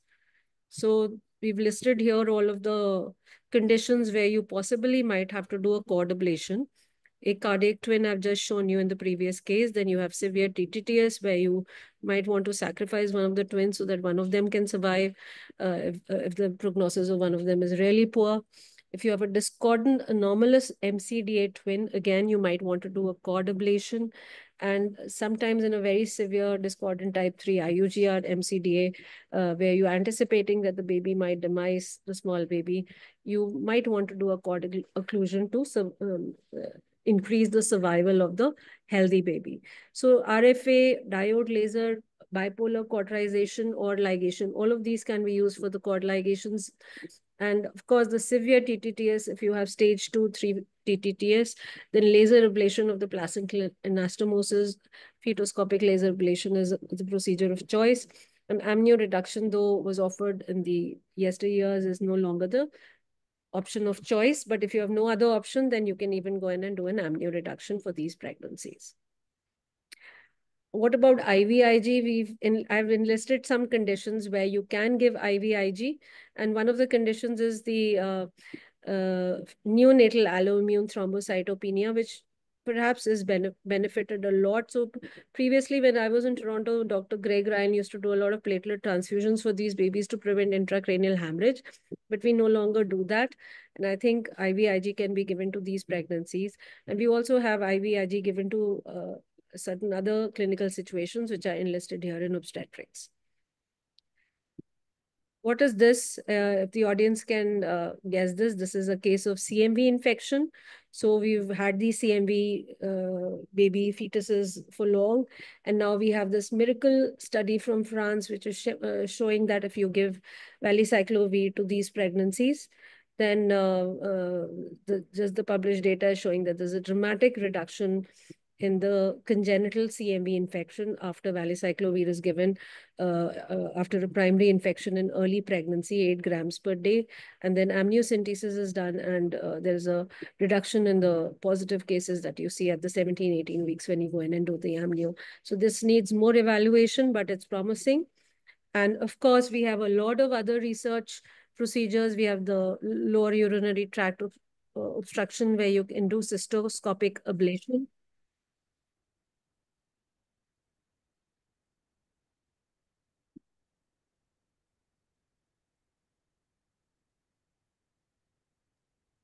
Can carry on. Oh, okay. I'm at the last slide. Yeah, so you finish it. Yeah. Okay, so we have, is my slide aware, it's visible? Okay.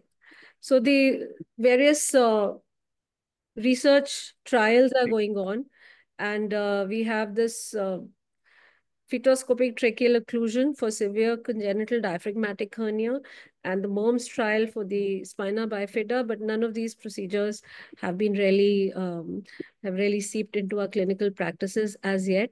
So to end my talk, I would like to say that which procedure to do and when to do and why to do and where to do is more important than how to do it. You can do a procedure easily, but the choice of when to do and when not to do is important. And we always remember that we have to do no harm in our clinical practices when we treat our fetuses. Thank you so much for your patience. Dr. Vandana Chadda, you really covered up everything, and I think you not left anything else. But one or two comments when you're doing intervention for prenatal diagnosis and multiple pregnancies, the mapping of that pregnancy image is very important so that you know precisely which sac you are dealing with. So a line diagram where you have sac 1, sac 2, or fetus 1, fetus 2, up, down, posterior, anterior, you have to map it out so that when you're collecting the tissue, whether it is amniotic fluid or it is chorionic villus sampling, that is precise. And when the reports come, it is easy to understand which is affected and which is required to be reduced if the patient so desired. So Yeah, this so one. your point is well taken, sir. So labeling of twin is critical to doing any intervention in twins. And you can use any technique to label. You can look at the placenta. You may look at soft markers. In your mind, you may know their genders and decide what is what. And you have to remember that sometimes the twins can switch. So what was A or what was B can change in 15% or 20% of pregnancy. So always the operator who's done the ultrasound should be the one doing the diagnostic procedure, should be the one doing any feticide if subsequently it's needed. That's absolutely mandatory. Point well taken, but we do map, and they don't really drastically change from upper pole to lower pole or one side to the other. You have to know the division in amniotic fluid, the dividing membrane, and then, and of course, in chorionic villus sampling, it's even more simpler to know which sac is where. So it is very important, I feel, in practice, and otherwise you have covered up all the intervention so very well. Thank you very much. I'm sure it was an academic feast for those who are listening to you. Thank you. Thank you very much. That was a wonderful lecture, Vandana, and thank you thank you, Chinmay and Sita, for having me here so I could listen to the whole webinar. Thanks a lot. It was absolutely Same here. wonderful. Same here. Thank you. Thank you, Sita. Thank you, Chinmaya, my friend. And very well done. Very well done. Thank you so much, sirs, for just sparing your time and being here. Because Uday sir, despite your voice, you've been there and you've been like talking, and we keep learning from all of you. Very good session today, Chinmay. I was there throughout. Thank you. And really so much of knowledge sharing. I think really learnt a lot, the small, Thank you, small ma'am. doubts, everything. Everybody has done an excellent job. Yes, congratulations to both the Vandanas. Yeah. The whole team.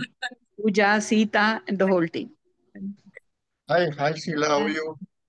Yeah, I'm good. Hi, Raju. Good. Thank you. Thank you. Thank you. Thank you so much, Sheila ma'am, Uday sir, Raju sir. So now we have this a set of MCQs. These are the post-test MCQs which have to be answered by everyone. So most of the questions that were put up by the delegates have been answered in the chat boxes by the faculty. So I think that part is taken care of. I'll just look for any other questions if it's there. So what about yesterday's results? So you see, you all answered your questions and then the answers were discussed. So everyone's result is private to themselves. So you know how many you got them correct and how many you didn't. So this is all self-learning. Let no one else know. So Nilima, can we have today's questions, please? And the link also needs to be put. So this is the link. And there was a request today that we must, put a timer after 9 minutes or an alarm after 9 minutes that there is only 1 more minute left. We'll do that. So can we have the questions, please? It's there. It's there in the link. So you can just click on the link and this is the QR. Okay, yeah, I'm sorry, I forgot. So the question, we will discuss the answers once the thing. So the link is there and we start the time now. So it's 1917. So 1926, I will give a shout out that it's 9 minutes.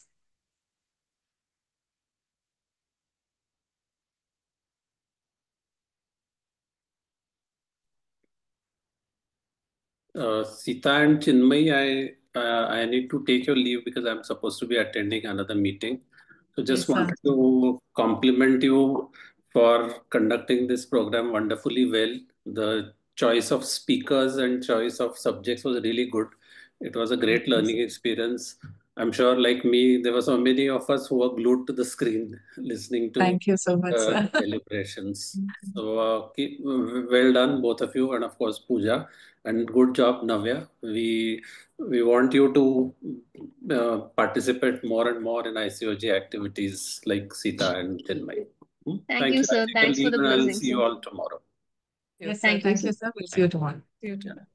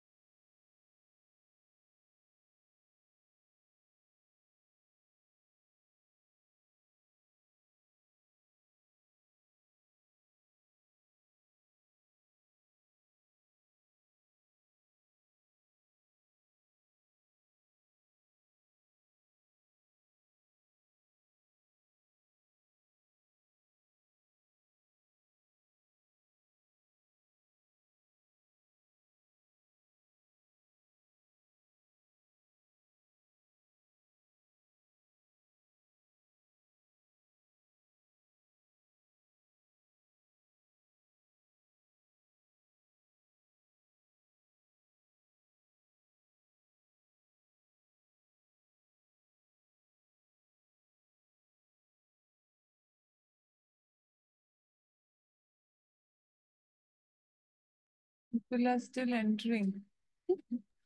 Yeah. Interesting. Can we know how many people have answered and what answers they've got? वो नहीं आ सकता ना statistics?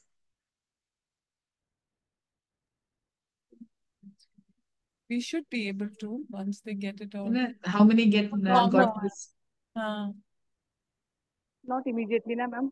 Tomorrow. Not immediately.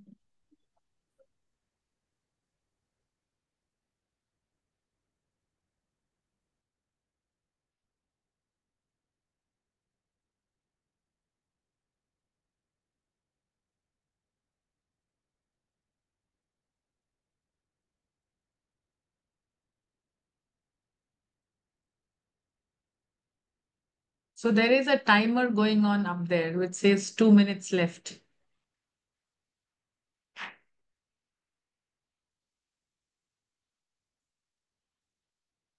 So many people have already finished. Today's MCQs are very easy, I think.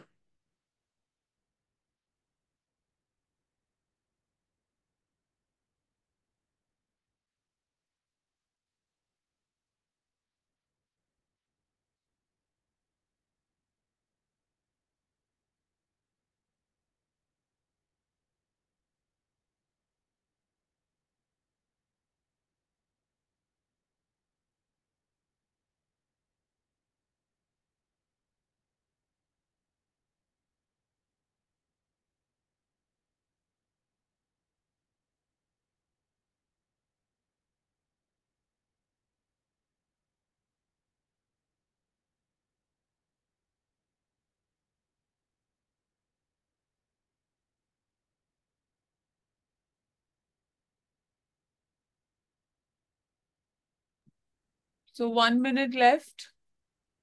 9 minutes shout out.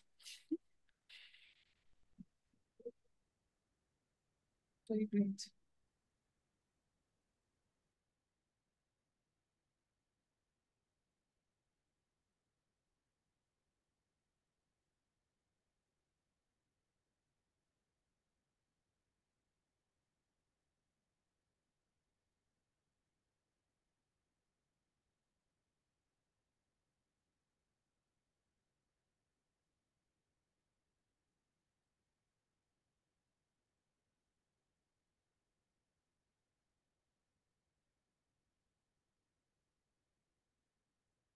Yeah, so now only 10 seconds left. That's it. 5, 4, 3, 2, 1. Time up.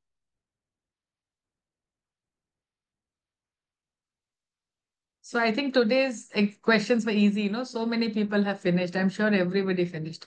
I posted from 2 different mail IDs. Why? As long as the name is the same, it's fine.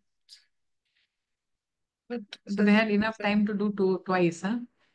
Very easy. Nilima, can we have the questions, please? Answers. Everybody's waiting now. Yeah. अभी admit करने से sorry. Admit करना नहीं करना. कर तो दिया है, but they can't attempt the questions. चलो, go ahead. So, PAP in IVF and ICSI pregnancies, A increases, B decreases, C varies with the sperm being self or donor, varies with ovum being self or donor. The answer is decreases, and that I think Dr. Jaya made it very clear in her presentation. PGTA is an option to screen embryos before implantation, and is it currently recommended to be offered to all IVF procedures? So the answer is no, it's not to be get for all IVF anymore. So fetal DNA in NIPS mainly originates from syncytiotrophoblasts, which Dr. Kushagra Ghosh clearly told in his presentation. So it's not leukocytes, not cytotrophoblasts, and RBCs have no nucleus there. Okay. Then NIPS is quantification. So here there is a trick. It is fetal DNA in maternal blood and fetal DNA in maternal plasma. So the answer is maternal plasma. and not blood. So it's just the thing about all MCQs is read all the options before you answer. So if anybody just wrote maternal blood and left it there, then you might have had it wrong. So NIPA should be avoided when there is a history of trisomy 21, not necessarily. Donor oocytes, not necessary. DCDA, not necessary. High risk on FTDs, not structural abnormality on USG. For question, both 2 and 3 mean the same. Where question, which question? For second question. Nilima, second question दिखाना एक बार. ऊपर Second जाओ. question number 2. 2 and 3. No, this says there is no recommendation on this yet. But the recommendation is that PGT is not necessary for each and every IVF. PGT is held only for specific indications, and that too voluntary. So the recommendation is PGT is to be offered to people who want it. So there is a recommendation. It is not fraught with ethical concerns, so that is also not the correct answer. The second thing that it's very clear, isn't it, that it should be offered to every IVF pregnancy. So no. B is a more suitable answer than C. Okay, then NIPA should be avoided in any structural abnormality. Question number 5 ho gaya. ऊपर करो. Because any structural abnormality on the ultrasound may entail something beyond just the trisomy 21. So NIPT will not suffice. The cause of FGR in dichorionic twins is uteroplacental insufficiency because unequal placental sharing does not apply for dichorionic twins. Differential genetic potentials will not be FGR. Okay. Single fetal demise. Wait, Nilima. Single fetal demise in dichorionic twins can cause. So co-twin demise is not a direct complication in DC twins. Neurological damage is not a direct complication. This DIC to the mother is a very theoretical concern. Between DIC and preterm birth, the commonest thing that we face is increased risk of preterm birth. Then this type of flow pattern. So this is an intermittently absent and reverse. Take it up, diastolic flow. So more common in type 3 SFGR. Then Doppler cord assessment should be done at the placental cord insertion site for type 3 SFGR. Then placental share is the least for the smaller twin. Unequal sharing is more common in type 3. So I think everything Dr. Parvati is saying not accepting, but that it would have been accepted if you had submitted within that 10 minutes zone, isn't it? Absolutely. If it's beyond the time, then it will not accept. It won't take it now. So which of the following conditions may be a physiological variant in a first trimester scan? So lobar hollow frozen carefully, double bubble and club feet are all abnormal. It's the exomphalos, which could be physiological if you have done the scan before 11 weeks or just at 11 weeks sometimes. But after 11 weeks, usually there is a complete regression because exomphalos is seen physiologically before 11 weeks in the first trimester. So that may be a physiological variant. Recommended views for the fetal orbits are axial and coronal because you can see them when the face is right in front of you like that. That's a coronal view or in the axial view, not in the other combinations. Normal fetal kidneys in first trimester are similar in echogenicity to the liver, not more, not less. They're not avascular. They have the renal arteries going there. The common sign to detect open neural tube defects is intracranial translucency. All the other words are not correct words. They have just been given to confuse you. Then 15, question number 15. So if you don't see the fetal stomach during the scan, wait for some time and scan again. Don't confirm your esophageal atresia, Down syndrome, or neuromuscular dysfunction. It may be that this is a physiological emptying and just wait for 30 minutes. So what is the ideal gestation at which amniocentesis is done? So in all the four options, 16 weeks is appropriate because 12 and 14 is not acceptable. 28 is not ideal. So What is the anesthesia usually given for amniocentesis? So generally, it does not require any anesthesia per se. So the answer is none. Please move the screen up. So how much sample is taken typically for a microarray or fish? It's about 20 ml of amniotic fluid. In any amniocentesis procedure, we normally draw 20 ml, not 5, not 50, not 100. What is the turnaround time for microarray and fish? So microarray takes about 2 weeks and fish takes about 2 to 3 days. What is the risk of confined placental mosaicism in amniocentesis? So it's not none because you don't actually sample the placenta. You're sampling the fluid around the fetus, which contains fetal cells. And therefore, when you do amniocentesis, you don't have the risk of confined fetal placental mosaicism. That is a risk of CVS, not amniocentesis. So I don't think it could have been any easier than what it was today. So nobody can complain about today's. Can you please show the first 10 answers? Nilima, just once, can you just scroll like project the uh, question and answers one? So we're just projecting it one last time. Okay.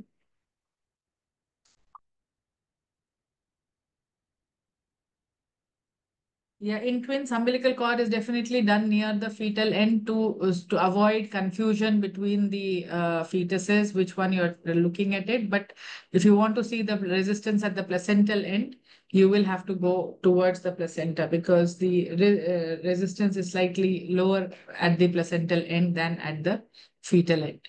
So for the purposes of, the cord assessment, probably that is what he meant when he said placental cord insertion site. Dr. Sita, any thoughts on that? Dr. Chelapan is asking that we do it near the fetal, and we definitely the Doppler in twins is done in near. twins, yeah, it is better reflected at the placental side, the resistance pattern. So I think it's better to do at the While placental. identifying the fetuses and sometimes just to make sure that we have done Right. of twin, the correct twin, we sometimes go near the fetus, but it's not like always there. Okay. You have a review tomorrow. Sorry. You'll have to go through the recordings once it comes up on the site. We cannot repeat any of the talks tomorrow. Twin type 1, 2, 3, can we have a review tomorrow? Bit confusing. I think go and read that paper, no? The Barcelona group has For the published very guidelines good itself, papers. these four guidelines also says it very Yeah, clearly. yeah, that also is there. So just go through the theory now with the lectures that have been taken. You will find it much more easy to understand. Yesterday's test, I got late. Couple of them have written that they have submitted, but it was not accepting. Nilima, unka naam jara note kar lo. Dr. Mani and Dr. Earlier on, there was another madam. Dr. Parvati, I think. Okay, ma'am. Yeah. Dr. Parvati Devi Tatapudi. And Dr. B. Mani Meghal.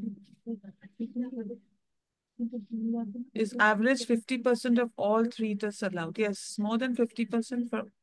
B. Mani Megalai. Oh, Baba, there are two more. With a couple more coming. I mean, Dr. Vidya Sudha. Dr. Deepa Kapoor is one, like she's talking about yesterday's paper. Dr. Vidya Sudha submitted a time. Vidya Sudha, lucky paper, my form didn't get accepted.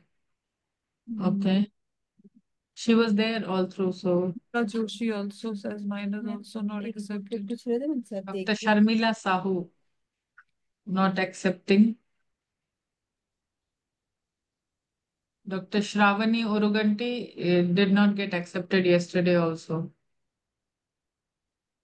Okay, we'll note down these names and check. Yeah.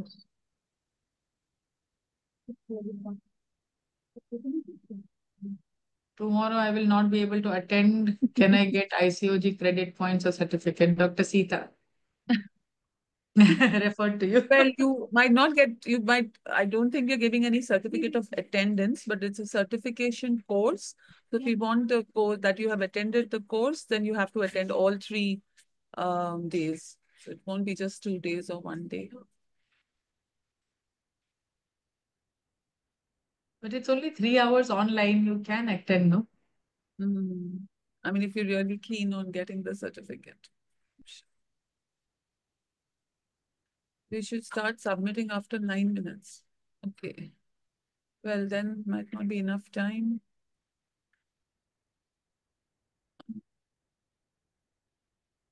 Right. All the questions have been addressed, right? I saw you had answered quite a few of them. Yeah, Chinmay, I don't think there are any Yes, questions. yes. Yeah. Somebody is asking for books. Sorry, books. Books, guidelines, paper. Suggest some book recommendation for basic knowledge. You can look up. There are lots in Amazon. You can just check fetal medicine. You will get a lot of books. Otherwise, the ISWAC guidelines, FMF guidelines, they are all very good.